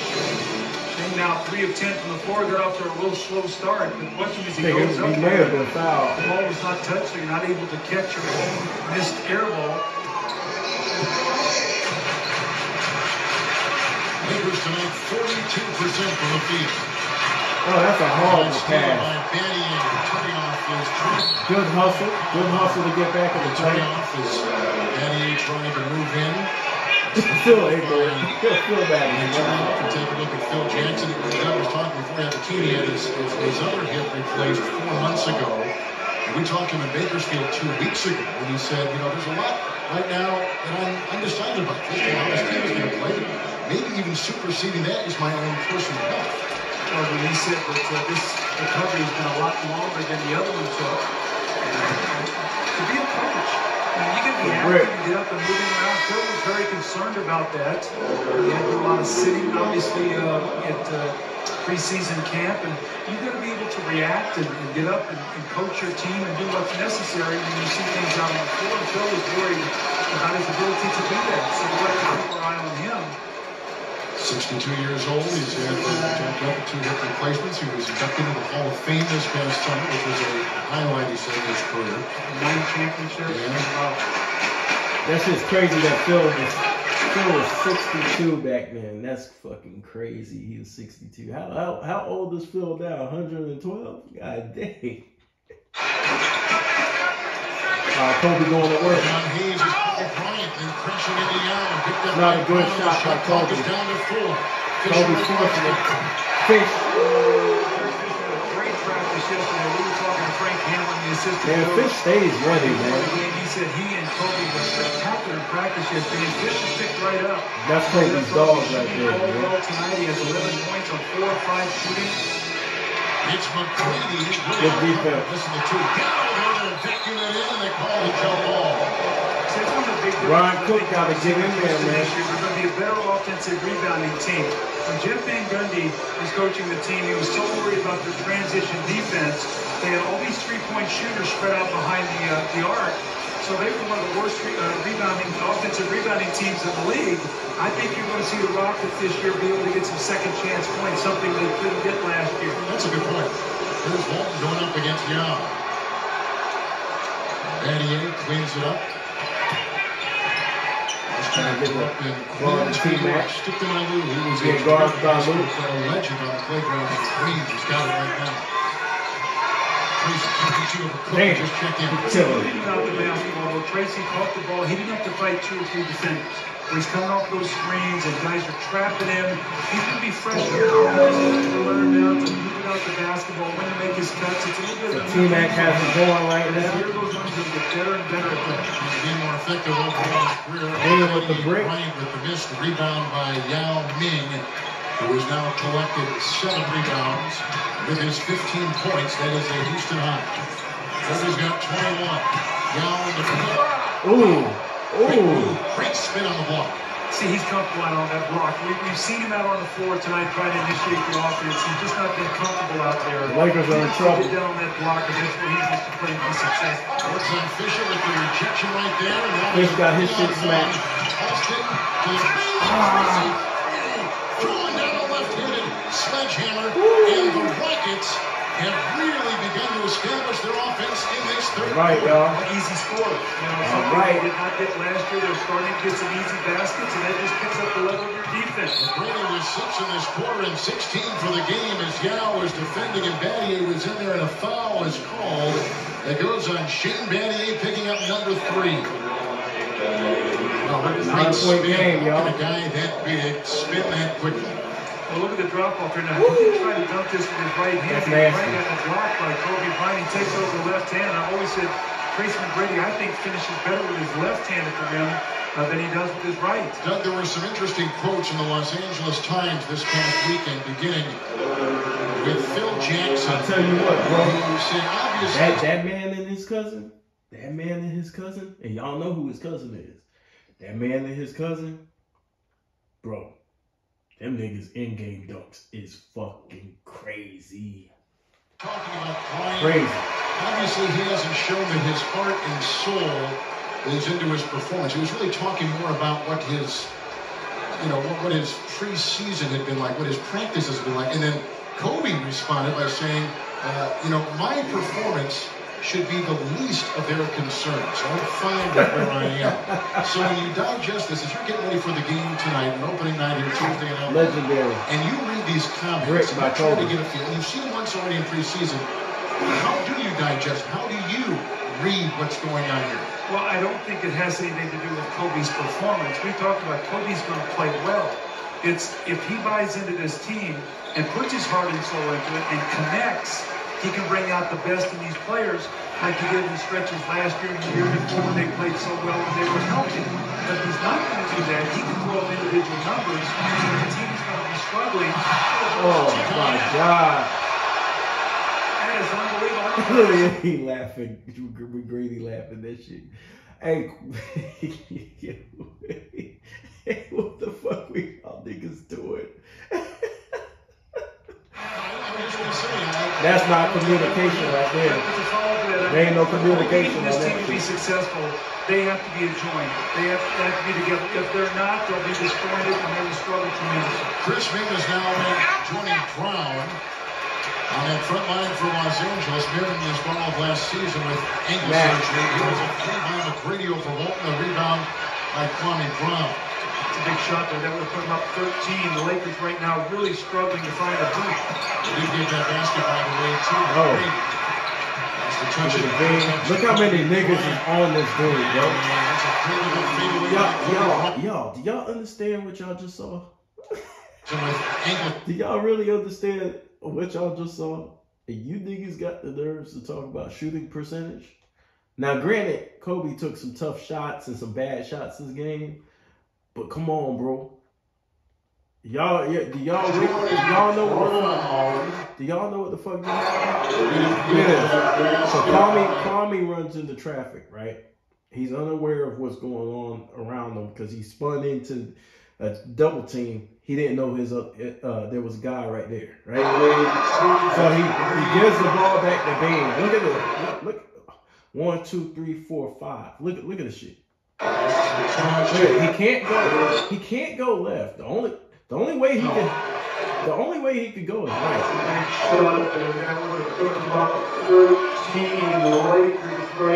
So Kwame gets the ball. Right? Kwame can't go nowhere. Right? Battier gets in there. Look at this shit, bro. He can't go left. He can only go right. Now he has what's his name in the corner right there, but he's not a good shooter. Listen. Look at this shit. Look at this shit, bro. It's the whole goddamn.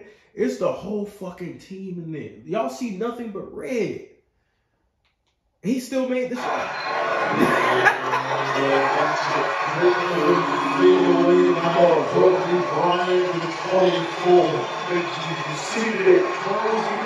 You can't tell. the Rockets did last year. You can't tell me Kobe wasn't cold, y'all. Best in the league in defending the paint. They forced you to kick that ball out and try to beat you with jump shots. And Kobe knows that. He's watching McGrady. Shot clock at 7. Here comes Austin with the run over Kobe. And a rebound by Bryant. So if you guys gonna pass the ball, right? People say, Kobe pass the ball, blah, blah, blah. Sometimes it's who you're passing the ball to. Bro, if I know a nigga on my team, I'm gonna tell you from just basketball experience, right? If I know a nigga on my team's not a good shooter, bro, and I know that we got time running off the clock, and they're trying to purposely deny me because they know I'm gonna have an impact on the game, I'm going to try and make something fucking happen. You know what I'm saying? Now, we'll go to him next time, but on that possession, I'm gonna try and make something happen. You know what I'm saying? Sometimes it's who you're passing to. You know what I'm saying? You don't just give up the ball just because another nigga might be open sometimes. Sometimes he's open for a reason. And you're the best. If you're the best shot maker in basketball, sometimes you play the percentages. I have a better chance of making this than him. Back clock and reset their offense. McGrady open from 3. Look at Hayes hustle for the loose ball. Gets it off the air. Into Brown. Play by That's a tough move by Yao Ming. Houston just out-hustled the Lakers. 3 possessions there. They finally get a score. You hear the boos. And Kobe Bryant was a part of that play. Chuck Hayes went over and took that ball away from him. Their second chance points. Last year, the Rockets averaged 11. Offensive rebounds, 13 second chance points. They already have 10 tonight. They get some easy points in the paint. Getting some fast break points. And the game's starting to open up for them a little bit here as they're taking a 10-point lead. This is fluke play moments ago. And it went off Walton, but they credit it to Tracy McGrady, who TMac got 3 points. Look at this nigga. She has 18 for the game. Rockets are up by 10. They've come out hot here in the second half in Los Angeles. Opening night on TNT. Rockets lead by 10 here in the late stages of the third quarter from LA. Well, you got to get some easy scores in this game. You cannot play against set defenses. The league is just too good. And you can see the Rockets are going to work. Left-handed dunk by McGrady. You see Yao Ming with a powerful finish. The ball, loose ball, picked up Yao Ming with a little jump hook. A little lucky here, the ball bounces. But as I always say, lucky is a prepared man. 2 points there for the Houston Rockets. And Kevin was probably talking about last year. They averaged under 8 points a game with the 29th to league fast break. They already have 13 tonight. Points in the paint. They have Luke with 35 tonight. That really was Luke more than Kwame. Like, I don't know what the fuck Luke was doing. Like, they have 28 and second chance points. Tonight they have 10. So those are areas they think if they can get some easy points, they will not compromise their defense because they'll be able to get back and get set. And let's face it, the Rockets' calling card is their defense. Keep their turnovers down, play tough defense, and find a way for your 2 stars to get some easy scores and help them win some games. There's a miss by Luke right out of the break. Lakers role players that went cold. Fisher is at the point, and Bryant is now playing the center. Here is Austin out to the T-Mac, and Shea Battier, Yao, and Chuck Hayes represents the floor. As Houston is outscored Los Angeles 19-9. Now 21-9. So with Kobe on the court, right? With Kobe on the court, they're one of the best offenses in the league. I think they're the best offense in the league with Kobe on the floor. With Kobe off the floor, they're one of the worst. In this second half, in this third this quarter, season. approaching 3.5 to play in the third. Well, Tracy McGrady started out 1 for 6 from the floor. He's now 8 of 17. And you'll see he's why. really heated up. He's got 10 in this third quarter alone and 20 for the game. Here is Bynum with a shove hand check by now from behind. Also, the Rockets are plus 9 points above the three-point arc this evening. Look at this team now the Lakers have on the floor. Derek Fisher, Maurice Evans, Luke Walton, Bynum, and him at the power forward position. Let's see who he's going to be matched up against right now because basically Houston's gone to a small front line. They have Chuck Hayes and Scola in it. See if Houston's smaller front line can take advantage of the bigger Laker players. Or can the Lakers get the ball in the post and punish them here with Bryant? Scola for now, as Devin just talking about in the game, and here is a good. Yes, there you go, Bynum. Andrew Bryant, who was quoted in training camp this past October as saying, "This is going to be my year." Love the confidence. Yes. He's going to work hard in the summer. He looked at his body and stuff. We saw him in Bakersfield the next division game. He was terrific. TMac on fire. He's got the stroke. He's got 24. TMac, he gets hot quick. Kobe Bryant's 24. 12-point Coach game. Fisher was off the fingertips of Austin, out of bounds. Active hands. I mean, how many deflections have we seen tonight? I mean, that's make that post pass tough. You just don't let the team pick you apart and drop that ball in close.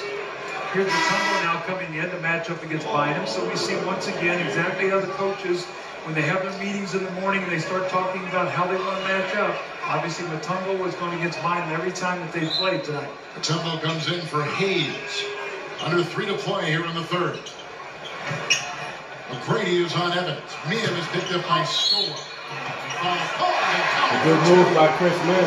Mim works on the Argentinian Scola, who is making his NBA debut tonight. They needed that Second on bad. him. Well, Laker power game, when we talked about the undersized front line of the Rockets, when they had 2 power forwards in there, Bynum Scola going to put back, so the tumble comes in the game. Now Mim posts up Scola. I think the Luis Scola, one of the big things he's going to have to adjust to is the foul call, the way they're called. They're called different than they are internationally. That lane is different. There are a lot of different nuances that he's going to have to adjust to. We know he has talent, but it's going to take a little while. Like you mentioned before, one of the gold medal winning 04 Olympic team from Argentina. He was the MVP of the FIBA film this past summer, too. He really played well. Now he is in the NBA. He goes in his late 20s, establishing himself. And some other players from the season come in late in their 20s. So TMac really feeling himself. He smelled blood. A hard foul put on him, and it goes on the Lakers. Evans, who puts on his second foul of the night. The recognition there of Tracy McGrady got switched there. Luke Walton playing him instead of Maurice Evans. He knows he can take him on the drive, so he gets to the free throw line. So just recognition, Kevin, a big part of being a great offensive player is who's playing me, and how do I need to attack that guy on this particular possession. TMac drills the first. Exclusive NBA coverage continues this Thursday on TNT. Game 1, Detroit at Miami, followed by Phoenix at Seattle. Coverage begins at 8 o'clock Eastern Time. We're open at the young rookie out of Texas, Kevin Bryant. He's ready. He sprained his ankle early last week, but he's been practicing. He's been working out. Yes, I think he's going to actually open up tomorrow in Denver. And hope is he'll be in uniform playing at TNT on Thursday. Interesting to see how that city now submits that team. What's going on there, Kevin? So the Lakers offensively, it looks like they just have Bynum and Maurice Evans and nobody else. Houston, since the start of the second quarter, a 3 launch by T-Mac, no good. Since the start of the second quarter, the Rockets are shooting 58%. Got the ball racing the other way, and trying to finish with a draw or foul.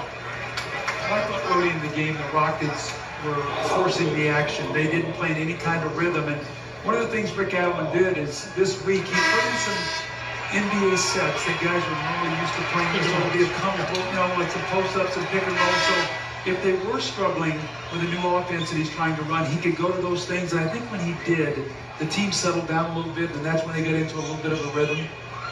Wells just picked up his first personal foul. See how the Rockets play. Now they have both Yao Ming and McGrady off the floor resting here as they're getting ready to start this fourth period. So trying to give them a little bit of a blow so they can be fresh coming back to finish the game. And Kobe is coming for Walton moments ago. There's a screen by Bynum. Battier is on Kobe. Bryant with 26. It goes Bean.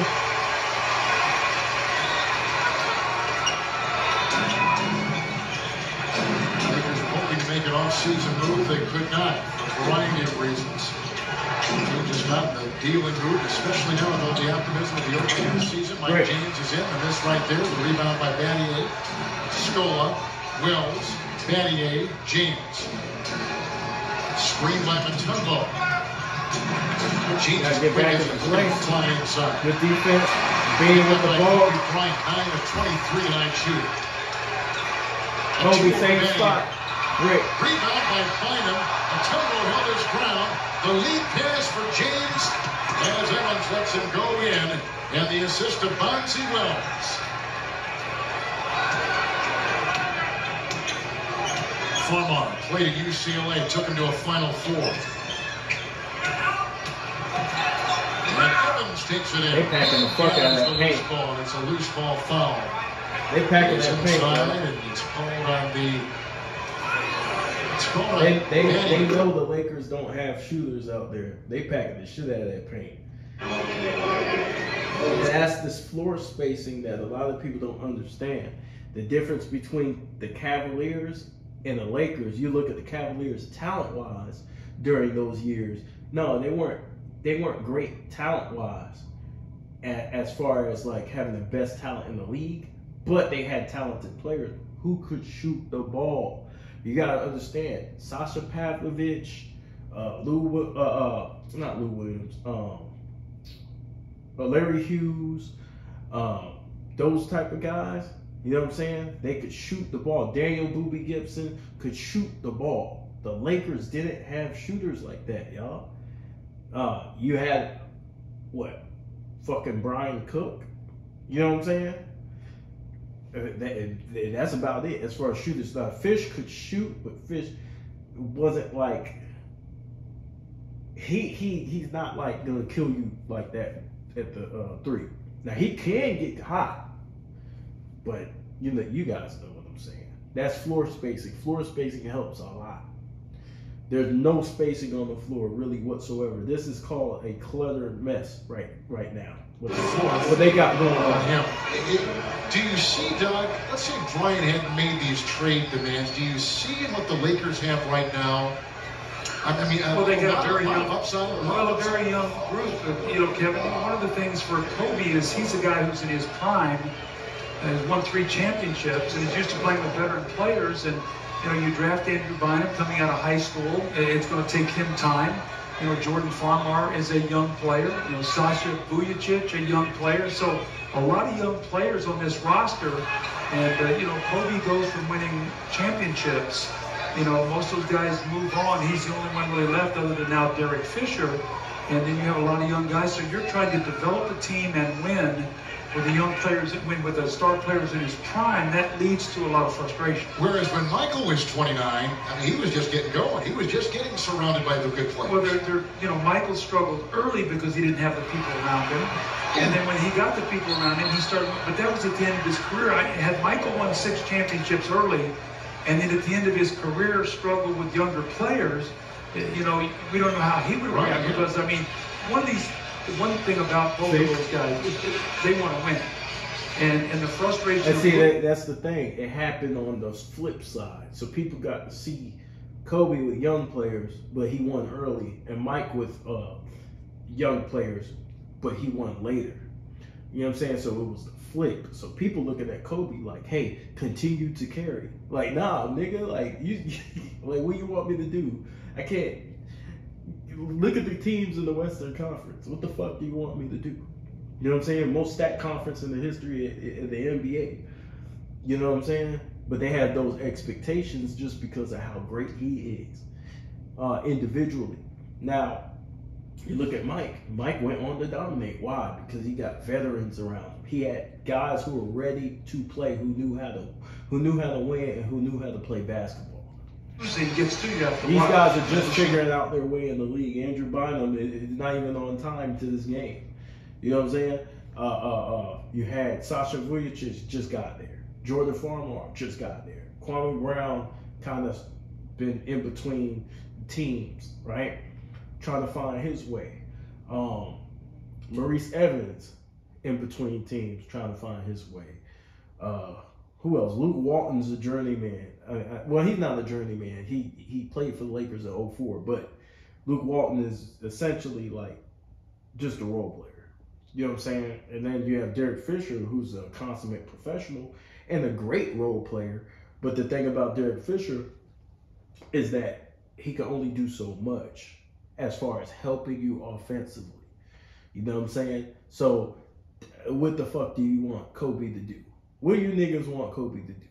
Oh, you were there with the Michael Jordan legacy that was beginning with Chicago. Watched him develop. Other thing about Kobe, too, he's got a lot of miles on him, doesn't he? He's played a lot of basketball. A lot of minutes. He sure has. A lot of playoff games. He's 29 years If old. Kobe had like a Scottie Pippen during this time, like a prime Scottie Pippen, probably would have won the championship these years. I ain't even lying about that. I ain't joking about that. But remember, he came right out of high school. That's 4 more years in the NBA. It's just flying at Bryant. Bonzi picks up his second personal foul. Kobe with the smile on Bonzi. With the smile, Bonzi Wells played at Ball State. Was a 2-time MAC Player of the Year. First round pick. And, you know, every time I see him, I always think of Bill Musselman. One there up in Portland, and Bill Musselman, the late Bill Musselman, would work with Bonzi constantly. You talked to Bonzi Wells today. He said, my success in the NBA was rooted in all those practices with Bill Musselman before games. I didn't play that much before.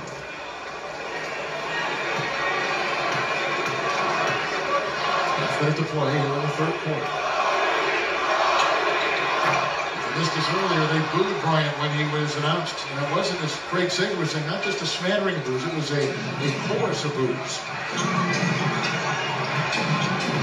No fouls to give either way. Knocked away by the Good defense. Picked up by Farmer. Good defense. He worked so hard this summer. Well, you know what? The guy that made that play was Andrew Bynum. He really stepped out on that screen and got his hands up in the air and deflected that pass. That's what they expected him. Get out on this screen like he's doing. Help out. That's where he's going to get playing time. You know he can score. This three by James picked up by Wells. And that will take us to the end of the third quarter. One which the Rockets really had a hold of. And they were squeezing. But Brady with a 14-point third quarter. At the end of three, it's Houston by 8. So far, we still lead. Rockets outscored the Los Angeles Lakers 27-19 in that third quarter. We're going to start the fourth here at the capacity-filled Staples Center in downtown Los Angeles. And Douglas, take a look now. Step back a step or two. Can't miss the Los Angeles Lakers. Well, 17 of their first 24 games last year were at home. They got off to a great start again before their injuries. They were 26-13. Remember that group of North Chris Minute back, obviously a pivotal year for Kobe. And what's going to happen with him? And if he's here, you know, who's going to be on the floor with him? I tell you, a guy who really misses tonight is Lamar Odom. There's Phil Jackson and his record last year. They finished 16-27. We see 17 of their first 24 games at home. But Lamar Odom, he's a guy that they so desperately miss out there. He's a low-post player. He can make plays. They're going to play him as a small forward this year. Play Turioff as a power forward, so Odom is a little more active out on the floor. Farmar got a nice screen from Bynum, but could not convert. Yao Ming big as hell, bro. That nigga Jordan Farmar, if you look at Jordan Farmar, he's at Yao Ming's waist, bro. Like, that nigga Yao Ming talks some motherfucker. Manning out there with Scola and Yao. Monty Wells and Mike James. That's the Rocket 5 to begin the fourth quarter. Yao. Monty Wells, shot clock at 4. Working on Evans and kicks it up. Manning launching a 3. And Mr. Rockets have missed 11 consecutive three-point shots. And this is a team that took a lot of three-point shots a year ago. Well, only 2 turnovers in that third quarter for Houston. That's why they were able to build into that lead, leading by 8. They outscored the Lakers 27-19 in that quarter. They took care of the ball, got high percentage shots, and got the 8-point lead. Let's see if they can hold on here. Farmar again. Out the back, Henry to close. Picked up by Battier, Scola in there, and he has picked up a foul. For the Houston Rockets, it is his third. We mentioned, this would, I think, surprise a lot of people if they saw these numbers coming out of last year. The teams with the highest percentage of shots that were three-point attempts. Well, they attempted 76 shots, or excuse me, 76 shots a game last year, and 23 of them were from the three-point line. So that tells you how they utilize that three-point line. Tonight, 32% of the shots. So that three-point shot very important to the Rockets. When they did that to stretch the defense and give a little bit more spacing. Well, you got double teams in the post with Yao Ming. You kicked it around, you got your threes. They had 4 guys make over 100 threes. The first time ever in that franchise. Remember, that's with the Kenny Smiths and the Vernon Maxwells and the long-range shooters they had through the years when they won championships. But 4 guys last year, the Rockets made over 100 threes. Battier picks up his 4th foul. Battier was one of those guys that took a lot of threes. Alston took almost as much as anybody in the league. And a timeout taken, 10:53 remaining in our fourth quarter. Early on, the Rockets were down by 11. Now they're up by 8. An overnight night from downtown Los Angeles. Houston on top by 8. McGrady's got 24. Kobe's got 27. While holding their training camp in Honolulu, the Los Angeles Lakers continue their commitment to give back to the community as they work to promote and improve literacy among Hawaii's youth. Derek Fisher, Lamar Odom, Luke Walton, and Bryant Cook dedicated a Lakers reading room at a local Boys and Girls Club, giving the kids a safe place to learn, play, and read. The NBA, where caring happens. Los Angeles, Kobe and McGrady putting on a little bit of a shooting duel. Probably not the lofty numbers we expected, but it is opening night. These two teams trying to change and tweak what they do offensively, especially the Houston Rockets. All right, so it looks like T-Mac's taking on that challenge of guarding Bean. He ain't really been doing because he knows fourth quarter Bean get his shit off. So T-Mac's taking on the challenge, right? T-Mac is on Kobe. Then trying to set a screen over Hayes. Kobe Bryant.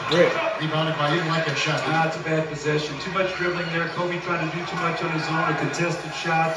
Got to move the basketball. How comfortable does Yao look to you, Doug, in this offense? Just in this one game. Not out on the floor. He has a good penetration. Showcase with the score. But anytime Yao Ming has been out on the floor looking to create the play, the ball is sort of stuck in his hands and he's not sure what to do with it. He's had his best moments obviously down the post where he's comfortable, but dribble penetration, Tracy McGrady getting to the rim. Defense. The defense collapses and Hayes. Now watch this shot here. Watch this little hitch here. That's nasty. You wonder how some. Yo, Chuck Hayes' jump shot is ugly. Yo, that shit look like a mixture of like Bill Cartwright and Lonzo Ball. Ew. Ew, Chuck. Yo, if I'm that nigga coach, no disrespect to Chuck Hayes, but if I'm that nigga coach, after I see him shoot that shit, I'm like, nah. We gotta get Rico Hines or somebody in here. We got nah. We gotta redo this shit. I'd rather you shoot like Rick Barry than shoot the shit he just shot. Hitch right there, right? I saw that the other night. Oh, he gonna shoot again? He's from Los Angeles area, from Upland, California. He was the California 3A High School Player of the Year. He then went to Kentucky. Lead rebounder at Kentucky. Hold on, let's go back. Yeah, that's crazy. Hold on, let's see the. We gotta see the wind up on to the rim. That shit was trash. Defense collapses. No disrespect to Chuck Hayes, because he probably heard that shit before. That shit is crazy though. His free throw's crazy. Watch this shot here. Watch this little hitch here. You wonder how somebody that shot fucking like crazy. Right? It's disgusting. I saw that the other night and I flinched when I was watching it on television. He's from Los Angeles area, from Upland, California. He was the California 3A High School Player of the Year. I'm just talking about his basketball game, y'all. I know niggas get sensitive and shit and their feelings. I'm just talking about his basketball game, just on the court. Went to Kentucky. Leading rebounder at Kentucky. He was the Southeastern Conference Defensive Player of the Year. Was not drafted. We talked really good hustle play. Earned some time. The Rockets and Jeff Van Gundy mentioned his name, it seems like 18 times tonight. He's got his fingerprints all over this team. This Rocket team a year ago was 52-30. They're very, very good. Outside, that is a Evans 3 in the rebound by Hayes. The ball was sticking out with the Lakers. They're not getting any movement. The ball was relying. Now from outside. Somebody lost a shoe. That was Mim. It was not good put back by clear ankle. And now they're going to have to wait till he slips back down the shoe. With the bigger shoes in training camp because of and then they got to call a timeout now because of the shoe issue. He wears orthotics in there, and they were too big for the shoe, so went to a bigger size shoe, so the orthotics would fit. Maybe too big and slipping off his feet. Well, you saw the last possession, Bonzi Wells, and they're tipping the ball, and we talked about his great ability to offensive rebounding. The Lakers have gone dead in the water here. They need something to get them excited. They're going to take a home loss here to start this year. The NBA on TNT, brought to you by Hyundai. Now there are more reasons than ever to check out a new Hyundai Azera by Lexmark. Now introducing the world's most affordable line of wireless inkjet printers. By refreshingly smooth Bud Light, always worth it. And by Autotrader.com, the ultimate automotive marketplace. It was a great day here on the second to last day of October 2007 in downtown Los Angeles, and a nice view of our HD aerials presented by Dish Network. Very festive outside the Staples Center tonight. Opening night in the NBA. See if the Lakers can put together any kind of run here. They've been playing a little dispirited here, Kevin. They've sort of looking around who's going to bail them out. Let's see if Kobe can maybe inject some life into this team. Well, Ronnie Turioff comes in. He's always instant at with the ball. Bryant Fast hands. Kobe trying to take it. Oh. Yells down hard. Oh. Bryant knocks it away. And Kobe picks up the foul. The message being sent. It's the third on Kobe Bryant with a... You know, Bonzi always kind of gave Kobe problems. Bonzi was a little slick. 27. Guys look very slow going the other way. Watch Kobe tries to go That's up. good hands. Bonzi well strips it. That's good hands. Kobe sprints back into the play. Nah, he went for the ball. A tough fall here by Bonzi Wells at the end. That's looks all like ball. He got a lot of basketball there. Might be caught some of the left arm, but that's all ball. Great hustle on Kobe Bryant's part. Great hands by Bonzi Wells to strip that. Oh yeah, they cheated as us. he went up for the jump shot. I remember this game. They cheated us, but I forgot this play. That's all ball. Yeah. Former coach Kenny That's all Malcolm ball. was watching the Laker huddle during a timeout. Yeah. The comments were, paraphrasing, they seem to spirit. They seem like they lack the energy. I don't see a lot of energy right now. They started calling that shit, man. And Kobe and all this stuff weighing heavy. When you get behind like this, you start looking around like, how are we going to get out of this? And this is where you're going to work and every possession defend and try to get yourself back in this game. But right now the Lakers are letting this one slip away. The Rockets are getting stronger. That's a bad jump pass by Kobe. Which is their calling card. That's exactly right. And look how hard Kobe's working. Look how these shots are. There's a lot of niggas. These shots are all challenged. Good steal. Good defense by Kobe. Right there again. Foul. There's a lot of niggas in the paint, bro. Yeah, he gonna have to figure something out. There's a lot of niggas in the paint. As Bryant tries to just dive into the teeth of that Rocket defense. That's the fourth call on Yao Ming. And the Lakers will be at the line with Kobe Bryant facing a pretty difficult upcoming schedule. We talked about last year how favorable it was. This year, not so much. Now, they do have a lot of home games. 6 of the next games That's a tough ass are versus playoff team. And a lot of the games are home. They go to the Phoenix Suns. Then they play the Utah Jazz. Utah was handling Utah, one of the best teams really easily on the road tonight. So, you know, they're going to be tough. You know, he dropped 50 on them niggas. You know? Talking about reading body language, you wonder sometimes with Phil Jackson, as much done as he has accomplished, knowing the team he is working with right now, with the really solid possibility that Bryant may not be here. Kobe got to make free feels about where this team is, and maybe the legacy he leaves in these later years of his coaching career. Well, I mean, it's tough when you've won 9 championships. Most Kobe's every team all follows over their TMac coach. right He's used to now. thinking that I've got a great chance to win a championship. And the last 3 years in LA, that has not been the case. And this year does not look like it's going to be any different unless something dramatically changes. You're used to playing for championships, just getting into the first round of the playoffs. That didn't get it done. McGrady throws to Yao, the rebound by Turioff. You know what people don't know about Phil, and you know, I spent a lot of time with him, you know, in Chicago when we were together and stuff. I mean, he has a very stoic, quiet demeanor, but his stuff and stuff. He's a guy who really internalizes a lot of things. You don't see it outwardly. But inside, there's a lot going on there with him to his teams. Well, he said he was put in the Los Angeles Times. Yao Ming is hard to finish over there. Feel the weight of our team's disappointment. They packing the paint. Crazy. As all coaches should, but he in particular is Brady throws TMac. over. Walton and now Tracy has put in 26, and the Rockets have their biggest lead. He really, you're right. He does carry a lot of this on his shoulders. He's a very proud man. I mean, you don't win championships, and I will tell you, it takes a lot out of you when you have a lot going on with your team.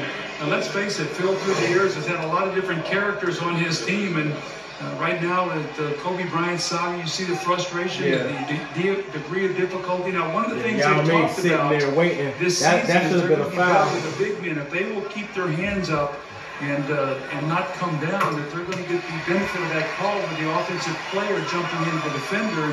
And Yao Ming did a nice job that time. He did not come down on top of Kobe. That's why he did not get that foul. Well, look at I still think Fisher it's up there, moving Doug. a little bit, When you but get hey. to this team, just think of all the I ain't things mad at he it. has been through for the last 3-4 years. Every call ain't Well, I gonna go mean, your just way. what he's Suck it up and jumped play hard through. last year in the playoffs, and we remember the spectacular return when he came in to Utah. They win that series, and the time he spent with his daughter and his wife. You know what Utah has done, letting him get out of his contract so he could be here in LA and be close to doctors. He could treat his daughter. I mean, I've got a lot of respect for that Utah. Oh, that's crazy. You got to help on that. Now into rebound by Andrew Bynum. All right, the Lakers Right, have not here we scored go from with the field Bean. in almost the last 5 minutes. Bryant, Kobe with 30. You know B loves the four. I mean, it's over 7 minutes to go. It's a 10-point game. We've seen the Rockets go on droughts. The question's going to be, are they going to keep moving the ball and making shots? But the Lakers can get right back in this game. Kobe with the pressure. Oh, good hands. Good hands by Fish. Kobe Bryant. Hayes in his pin. He strips the ball and draws the Houston. Yo, Fish just does the little things that help you win games, man. This is a champion. Man, Derek Fisher is the definition of a champion on that court, y'all.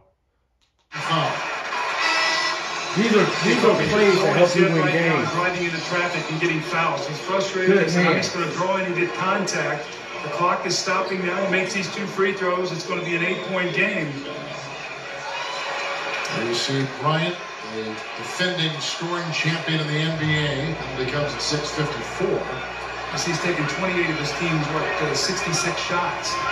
And we said now against this Rocket team, the last 2 games at home here last year, he averaged 41 shots against. You know, he's missed a lot of free Kobe's throws. missing free throws. He's leaving shit on the table right now. He's like, Kobe, you got to make that shit. Kobe's missed 7 free throws, but in 17.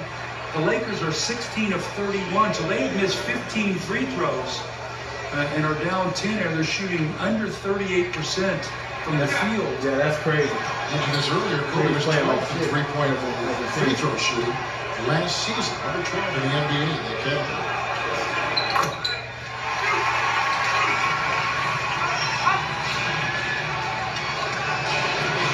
Years ago, the Rockets were this great road team, and they struggled at home. That's where they really were making their name. There's another throw. Good shit by Bean. Austin guarding Bryant. And then Danny comes in off the side, and he picks up a foul as Bryant begins to manufacture. That's 5 fouls now on Shane Battier of Houston. Well, they're doing it with their defense. They're creating turnovers. Remember now, the Rockets only turned the ball over twice in that 3rd quarter. That's why they were able to get that 8-point lead. Now they're turning the ball over. They're not getting good shots. And the Lakers, more importantly, are getting to the free throw line, so the clock is stopping as they're trying to cut into this lead. Rockets' lead was as great as 14 points. You can see right now within reach the Los Angeles Lakers as Kobe has put in a game high 31. Timeout. About 2 hours ago, we told you Kobe was coming into this game with a sore right wrist, a wrist that was hurt an inadvertent move in preseason against Memento Poor in preseason. And earlier, just before we went to break, we went to Chuck Hayes, who slapped and came down on that right wrist, which has been hurting. And then Kobe went to the free throw line and felt every ounce of that shot as Gary Vitti, the trainer, the athletic trainer, was over there working on the sideline on Kobe's wrist. He's cranking that shit like a door. You can see there's no wrap except the wrap that he's got all the way up to his elbow. He also came in tonight with a right knee tendonitis, the same knee that was operated on a couple years ago. That man was fucking beat up. Well, right now he's going to be going to the line to shoot a couple of free throws. Again, he's you're on the court, no excuses. 7 tonight. The Lakers, you know what I'm saying? 17 of 32 shooting. He wouldn't want it any other way, y'all. No excuses. He's on the court. 53%, but Kevin, if he knocks these 2 free throws down, look looking at a 7-point game with over 6.5 minutes to go. So still plenty of time. The Rockets have been struggling. 3 turnovers. These were at only 2 in the third quarter, so they've been struggling to get into their offense. We'll see. Hey, you know what? A lot of us old school fans are like that, yo. That's the way we think. For you younger fans out there watching this, that's the way we think about the game, bro. Like, if you on the court, no excuses, bro.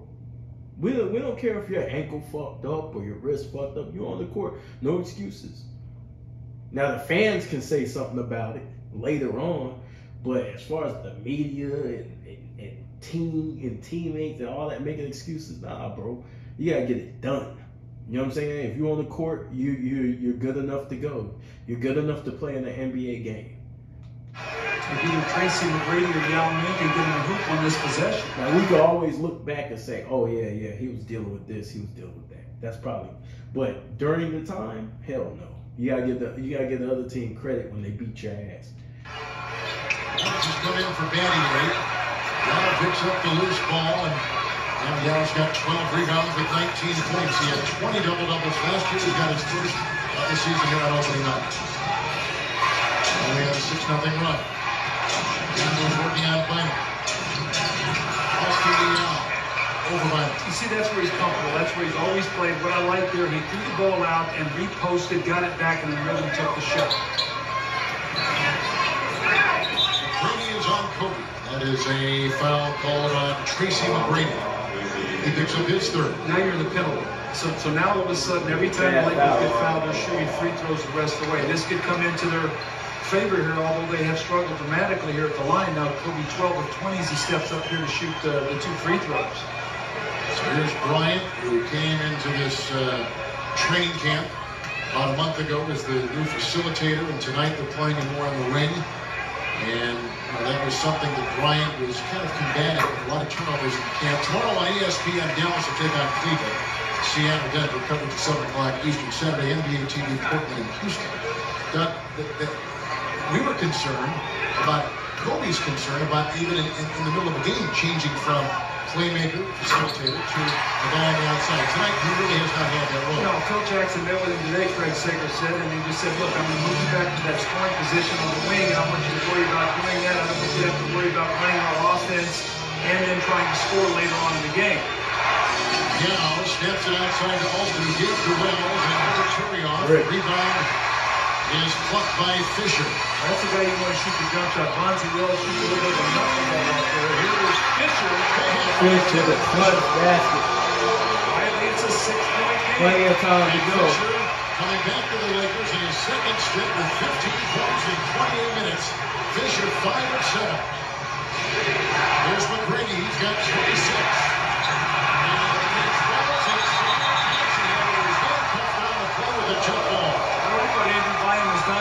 We talked about his ability to score, and Phil Jackson said, if you want to be on the floor, you've got to defend, you've got to protect your teammates on penetration. That's good help penetrating defense. pass, he comes over, gets the block shot. Really good help Control defense. his tip, and the Lakers going to have a chance to cut this before, maybe 3 for a 3-point shot.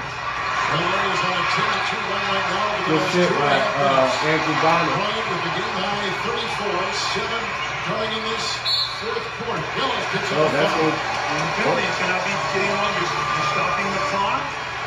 This is playing right out of the Lakers' hands right now. Rick Adams is talking to his team about trying to play defense without fouling. And especially when you try to guard Kobe Bryant in the last 5 minutes of the game and you don't have any fouls to give, that's a tall order. Craig Sager was doing a little work in the media guide before the game. What'd you tell us, Sage, that the last time that Houston won on the road? Well, the season is open on the road. The last time they won was 1985. They lost 8 straight seasons opening games on the road. So it's been a long drought for them. So he missed free throws, Luke free throws. Turn around. Point game, approaching 5 to play. They're on the road. The Houston Rockets. 17. Damn. Skipped him out. He's been shooting blanks all night, 0 for 4, 0 for 3 on that shot. They know he wanted to respond. Time. When niggas said a double team, they knew he was trying to respond. They know being good in the fourth. The 5. And the Rockets plus 12 points. And look at Give Bean the ball. McGrady is on Bryant. Taylor's trying to pick and roll, and McGrady stays on Kobe. There's a foul. Reaching in is Tracy McGrady picking up his fourth. And Tracy's got to know better than that. You can't reach in on Kobe. You got to square him up, try to keep him in front of you, and try to make him shoot a jump shot. And this is going to be his 23rd and 24th free throws. I mean, you're not going to be able to get that steal from Kobe Bryant at this stage of the game. Again, stopping the clock and allowing the Lakers then to get their defense back. And now the Rockets are after playing everything in that half court once again.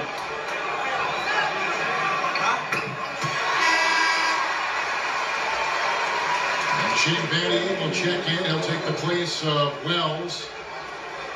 Lakers out there with Bolton and Fisher and Bryant. Turioff along with Bynum. Actually, their starting lineup, except Bynum in the place of Kwame Brown, and that's because he's played very well tonight. And if he's going to defend, he'll be able to get out on that floor because he gives him a guy who can score in that post. Kobe Bryant from the free throw line tonight, 16 of 24. 6-point game. The entire Rocket team is 15. 6-point game, y'all. 4.5 in regulation. TMac one-on-one with Bean. Call for a pick. Bynum with some defense on the perimeter. That's a foul. And it's called on Andrew Bynum. He left high school, came right to the NBA. His name was in trade talks this past offseason. He picks up his third personal foul. See, this is back in the day where great players guarded each other. So when y'all hear Kwame talk about the game of basketball, this is the standpoint. This is his outlook.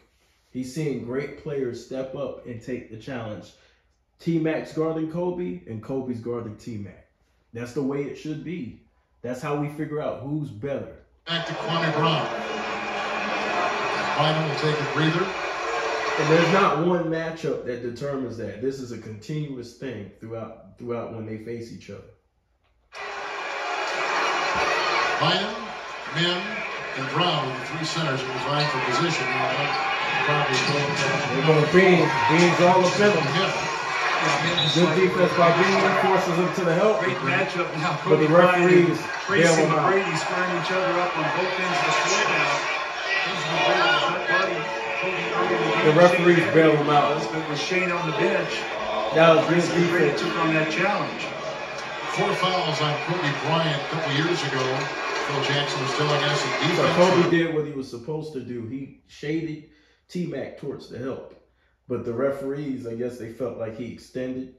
But nah, I thought it was good defense. I thought it was great defense. 15 how good our season will be. Sure enough, they played great defense, Doug.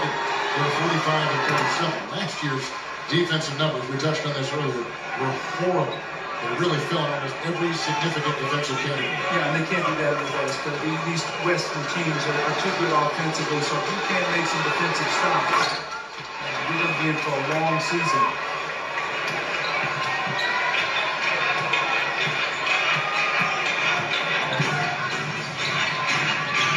Turning off the screen. Oh, good pass. And turning off has 6 points and 5 rebounds, and Fisher comes up with his first assist tonight.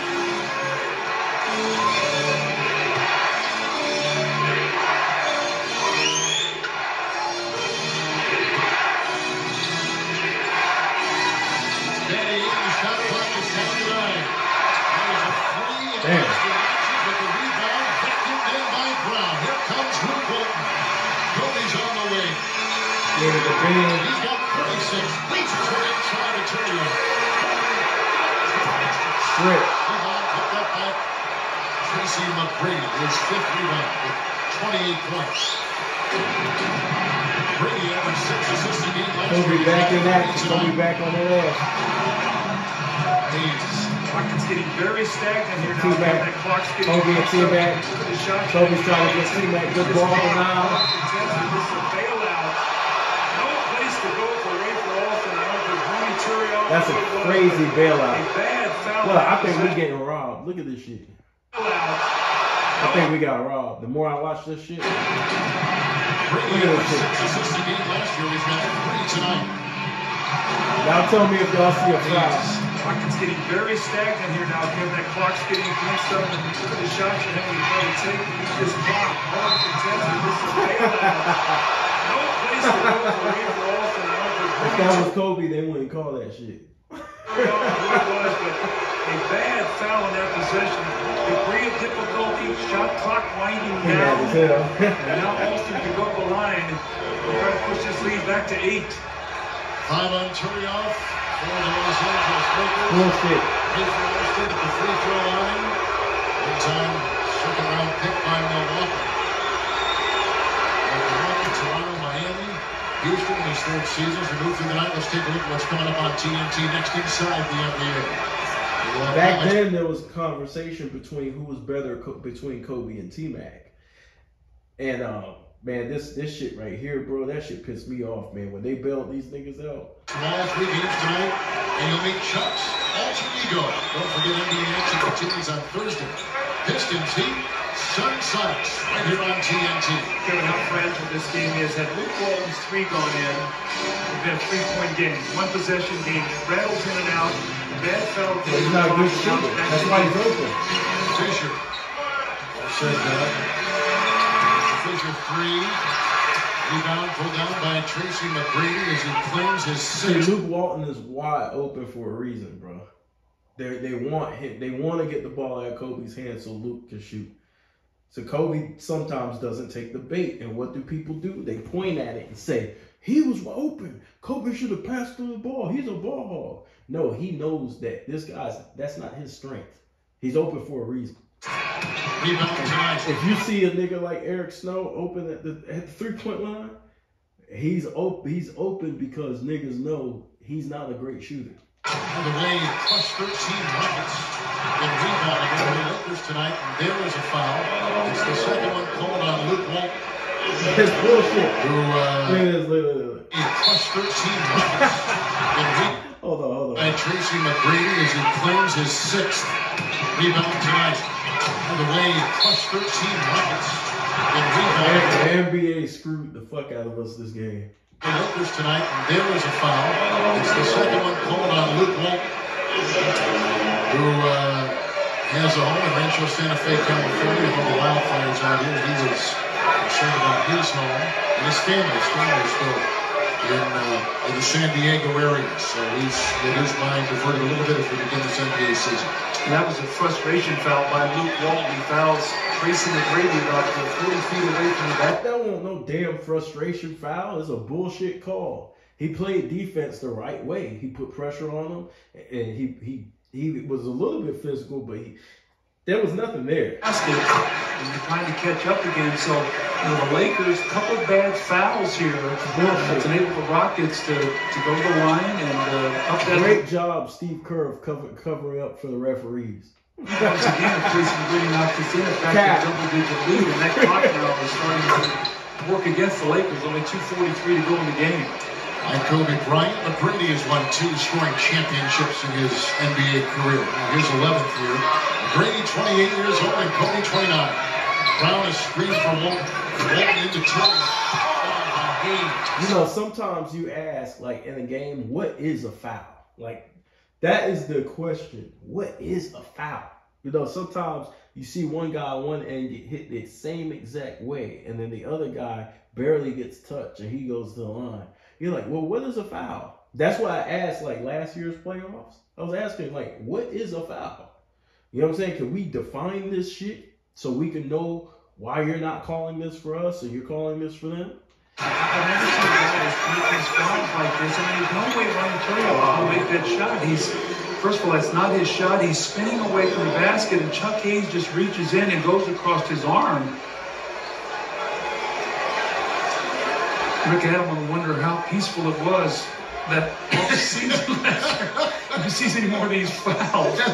He looks great, though. He looked rested, and it was terrific to see our old friend Rick Adelman.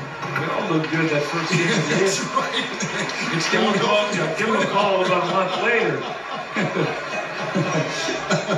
But you know, it did offer, as he said, it does, and it did offer him specifically a chance to step back, gain some perspective, watch some games, and kind of look at the game through different glasses. Well, and the thing about it is he's done such a great job there in Sacramento. And what happens a lot of times, you're there a long time and things start to go south a little bit. And you know how difficult it was. I mean, he and Jeff Peake had the best game, 2 minutes, 30 seconds to go. Let him go after the great run they had. But another opportunity here in Sacramento for him to take this rock and take it to new heights. Kobe on Look at the scoring defense on McGrady.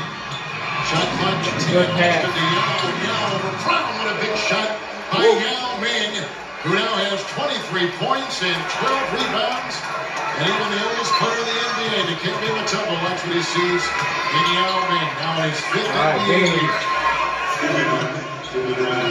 Shot by Kobe from 3 over Hayes. Turioff got a handout. It's Kobe with the brick. And back to Houston with 1:55 to play. Great pass here by Rafer Alston. Great Kwame pass. Brown pinned behind Yao Ming. And when he gets that ball that deep, they're not going to stop that jump. I don't know what Kwame was supposed to do on that position. That nigga's hook was high as hell. Very soft shooting touch. We've seen Yao Ming make some big shots tonight, Kevin. That ball was close to him. It looked like the Lakers were trying to make a little bit of a push and made a couple big hoops today. 30 from McGrady, 23 from Yao, 13 off the bench by Mike James, who was really important in that first half. We're not seeing a ton of time here in the second half. Here's Alston finding Yao, working on Brown. Yao again. This game Damn. just continues to impress. He's got a soft shooting touch. When is the last time you've seen a big man like that with that soft shooting touch just turns? And that ball didn't even come close to him. Ran at nothing at the bottom of the net. And I think it's lights out here for the Lakers, losing their home opener. No-point game. Los Angeles Lakers have been a 3 of 13 shooting fourth quarter. They trail by 12 with a minute and a half to play in regulation. Let's go back to Doug Collins' keys presented by Heineken. We saw these about 2 hours ago, Doug, and let's see where we stand. Well, look at Yao McGrady, 55 points on 19 of 36. Kobe has 36 points, but 10 of 29 from the field. Defense, look at the hell the Lakers, 80 points on 38% shooting in the bench, plus 11. And Mike James was a big part of that with 13 points. So this is a little script you can watch all season long. The 2 stars of the Rockets, no defensive slippage, getting some easy points in transition, some fast breaks up, and big production from their bench could spell a terrific year for Houston. And this is a team which is changing their colors, trying to keep the good things of the past, the defense, and trying to become like the Sacramento of old, when those great teams in the beginning of this decade were just slicing and dicing their way all over the NBA. And they're going to continue to get better offensively as the year goes on. Right now, they're not 1 minute, great 36 rhythm. seconds. Expect that. 12-point game. The game was on the line tonight. Yao Ming and Tracy McGrady really came through for it. 36 for Kobe, and 38 with a foul called inside. You know, the lead ain't never safe with being in the game. Ain't nothing sweet. Is defending, and Yao, who's had a 6-point fourth and a 25-point game, picks up his 5th personal foul. And at the free throw line will be Kobe Bryant. Relentless pressure. He's going to put that on you every single possession. And you know what? You got to give Shane Battier a lot of credit. When you play against a guy like Kobe Bryant, you're going to have to take a lot of the punishment that he dishes out. You got to hope that he's a volume shooter. And maybe you can contest enough to get the W. And at that free throw line tonight, 60-something% for the Lakers, 61%. They missed 17 free throws. Kobe missed 8. So Kobe has put up 25 free throw attempts. The entire Rocket team put up 29 tonight. You get the sense, and looking at the Los Angeles Lakers, this is a team with issues that might just be starting tonight, and when they go away, who knows? I mean, the uncertainty of Bryant, Doug, we've visited about this all night, is not going to go away until something is definitive. Well, winning is an elixir. A lot of times winning covers over problems. When you lose, they manifest themselves. Now they're going to Phoenix on Friday, which is not going to be easy. Then they come back and play the Utah Jazz. So we'll find out how the Lakers, take this loss here tonight and where they go with it. They got to go into Phoenix and play the Suns on Friday night. And then again, back to play the Utah Jazz. So it'll be interesting to see how everything transpires here. On the other side, Doug, in this Houston team, do you see the making? Do you think eventually this offensive plan is going to sit. These are the kind of players that can come off that kind of offense. I don't know like Sacramento, because Sacramento They all in the T-Mac. really pass the ball. And, They all in the T-Mac. Bing. Bryant just knocks down a triple. A lot of time left. Hey, this dude, Kobe, he different in the fourth, yo. One game. He different in the fourth. Triggered that three at the other end by Kobe. My emphasis is the refrigerator a little bit too soon.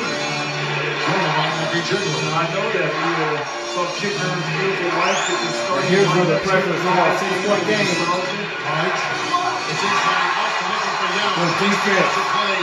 Fisher makes the steal. Jordan Farmar against James for two. 54 seconds remaining. You can't foul because you don't want to put him to the line, so that's what happens now. You get sloppy, 3 straight turnovers, and stay out of those trapping areas. Oh, good trap. Again to James.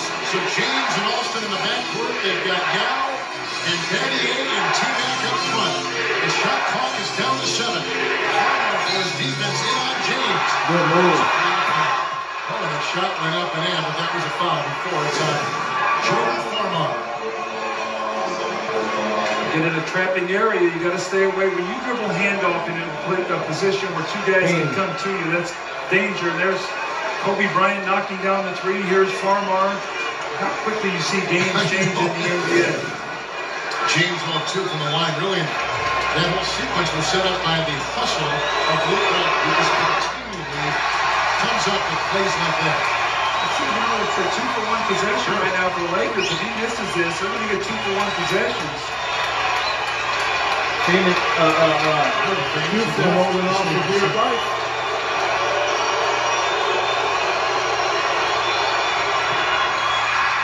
Bryant's got it.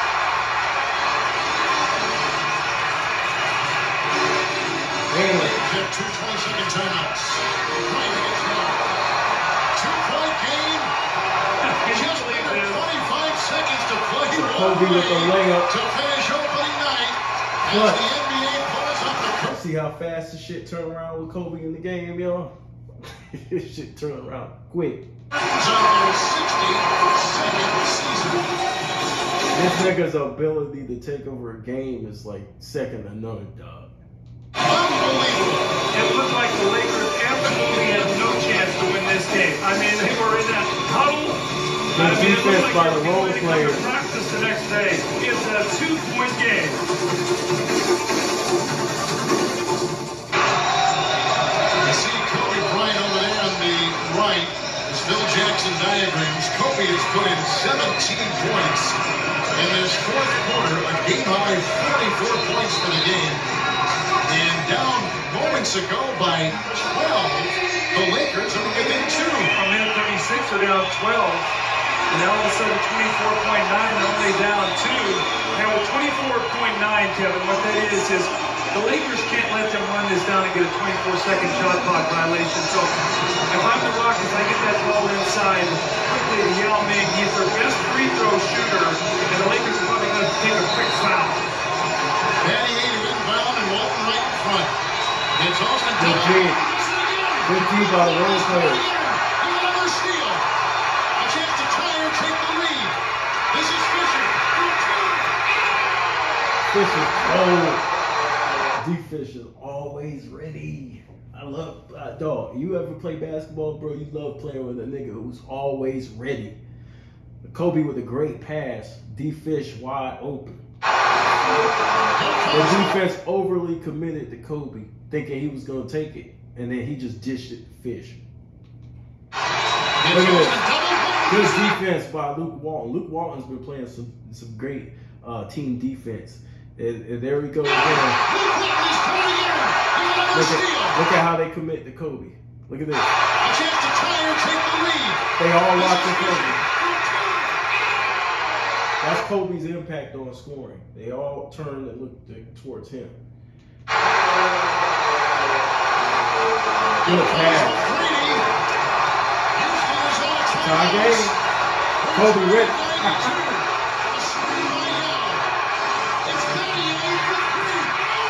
Battier with the dagger.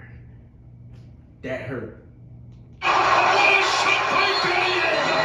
It's a 3-point game!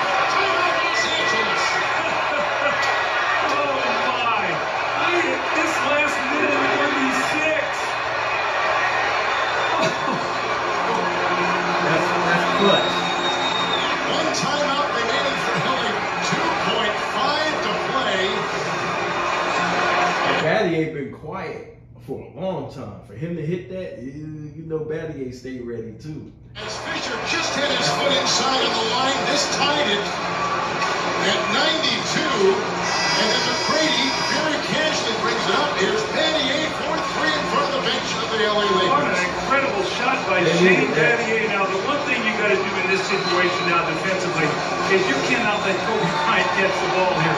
You got to make somebody else take this shot.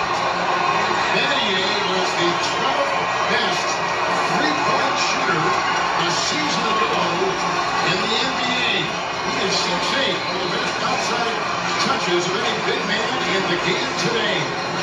How about a Fisher shot within 3 out of 2? Incredible way for the Lakers to possibly steal this game at the end. This has been an amazing finish. The Rockets will learn a lot by this, as well as the Lakers, but the Rockets have made too many decisions, bad decisions, throwing that ball in the corner to Ray for Austin where he can get trapped. How about the defense of Luke Walton, turning it over with trapping defense and diving plays. Great play by Luke. You can't let Kobe Bryant catch this ball. Somebody else has got to catch it. Here goes to Kobe. Battier fouls him. There we go. Shooting 2 shots. Yep. What you think? Here's the screw job, y'all. Here's the screw job. 1.3. Battier fouls out. That was his 6th. That's a smart play. Here's the screw job. You don't let him get the 3-pointer up. Now what has to happen is Kobe's got to make the first and miss the second one. The Lakers have to get the rebound and score. So that's a smart play. You don't let the guy get the 3-point shot off. Very smart play. And Shane Battier... He fouled him, but he was turning. I mean, you could argue he was going caught him before Kobe was able to get that shot off. Now, Kobe's complaining, saying I was in the act of shooting, but clearly Shane Battier grabbed him on the arm before he was getting that shot off. The Battier's 3 may indeed give the Rockets their first season-opening road win going back to 1985. They had lost 8 consecutive season-opening road games. So Shane Battier, so here is Kobe Bryant. Big plays down the court, down the line, man. Big plays. With 44 points at the stripe, where he is 17 of 25 tonight. He's got to make this first one and miss the second one, but there's not enough time on the clock. What an ending! What an ending! Now comes back in. You can see what that's done there. Y'all watch this. Tell me what y'all think in the comment section. Y'all watch this. Free throw attempt time is career high. Kevin, normally with 1:36 to go, you know, as an announcer, you won't say basically the game is over, but the way the Lakers were playing down 12, could you ever have imagined that they would have done this at the end of this game? He said this one during the break, during the huddle, and their body language is horrible. Here's Bryant again. That was a fucking foul. That was a fucking foul. And they didn't call it. The referee was right there. Look, check this out. The NBA pulled the plug on Kobe Bryant's career. They pulled the plug on that shit. They decided that nah, he ain't gonna be it. Look at this shit. There's Bryant again. Straight mud. Referee's right fucking there. Game is over and the Rockets have survived. Bullshit. A huge sigh of relief for y'all Rockets fans, y'all can argue with me. That was bullshit. the Houston Rockets, who led by 12 with 1:36 to play in regulation. That was bullshit. And the Lakers bring it down right to the end. Isn't it amazing that ball ends up in Kobe Bryant's hands? Look at the foul. Knocked away there from behind by Ray for Austin. I tell you, the Rockets very lucky to get out of here tonight. There'll be a lot of teaching going. The last 1:36, Rick Adams will put that tape on and show his team how they tried to self-destruct. We got championships despite the NBA. We got championships though. That shit was bullshit. To give this game away, Shane Battier, who's with our Craig Sager, the big shot to win the game. Craig? You had a 12-point lead with 1:36 to play. How lucky do you feel that you get out of here with this win tonight? Very fortunate. We didn't show much poise on the stretch, and although it's opening night, you know, give a lot of credit to the Lakers. They never quit and needed a tough shot to win it. Let's talk about that three-point shot. Obviously, it's one you needed. Both of you taking turns guarding Kobe all night. Talk about the play, how it was set up. Well, it was just me to go one-on-one, and Yao came out for the pick and roll. They collapsed on me, so I saw him wide open over there on the side. I mean, it was just a hell of a shot. I didn't think it was a good shot because he was so far off the three-point line, but, you know, it went in. It was just one of those miracle shots. Was it a good shot? Well, coming off 2 straight air balls. If you'd asked me before I took that shot, if I make it, I probably wouldn't have said so. But in a situation like that, you want to get a better shot. But, you know, because that shot was so crowded, that was the only play. Well, Kobe did everything he possibly could to get a win for the Lakers. At the end, you had the three-point lead. They throw it to him. You foul him just before he got the ball off. He tried to convince the officials he was in the act of shooting, but your decision to go after him. Well, we knew with a short clock, the best decision was to put him on the line, and luckily I was a second or They know what time it is. Earlier than before he got the shot up, but you know, we executed at the end, and that was the most important thing. You guys obviously took turns guarding Kobe. I mean, obviously you've been friends with him forever. You've been traded before. Did you talk to him? Did you notice anything about his demeanor tonight, about everything he's been going through this summer? Well, I told him that I've been there before. Mine's a little different because I got traded in the offseason. It wasn't a distraction to the team during the season. And I can only imagine, you know, what they're going through here, the players and everybody. I mean, he don't want it to be a distraction. He just want to focus on playing basketball. That's just the type of competitor he is. I mean, he's in a Laker uniform. Every time he steps on his basketball court, he's going to give it 110%, and that's just who he is. But, you know, it's just unfortunate for all the players that the media is going to be bringing this up daily. Congratulations, guys. Great win, and yes, it was a great shot. Thank you. Thank you, Kevin. The former college basketball player of the year. And that's exactly what it was. The media creating narratives and bringing this stuff up constantly to create, you know, headlines and money, revenue, and things like that, right? But the NBA, in my opinion, changed gears on Kobe being Bryant after Shaq left. To me, it's obvious what happened. To me, it's a damn shame. And to this day, they're still attacking this man's legacy. It was a great game by both teams. I mean, not offensively, but just down the wire. Both teams were still competing at you know, and it was an exciting game. You know what I'm saying? It was a very exciting game on opening night, y'all. The first game of the year. So I just wanted to rehash this because I wanted to cover Kobe's 50-point games. But, you know, he dropped 44 in this. And the other 50-point game that he dropped against the Rockets isn't, for whatever reason, it's not on YouTube. And I also think that Kobe, some of his greatest games aren't online. Like when he dropped the 48 on the, he dropped, it was one of his greatest games he played where he was just destroying San Antonio. And so it's hard for me to prove what Kobe was doing to San Antonio through highlights. I wanted to show the full game. So if you guys can find those games and send it to me, I will react and respond to those games in our watch party, y'all. But hopefully y'all enjoyed the watch party, kicked up your feet. You know what I'm saying?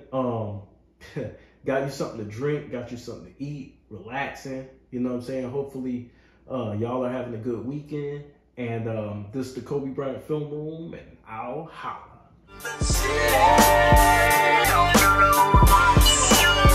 That's right.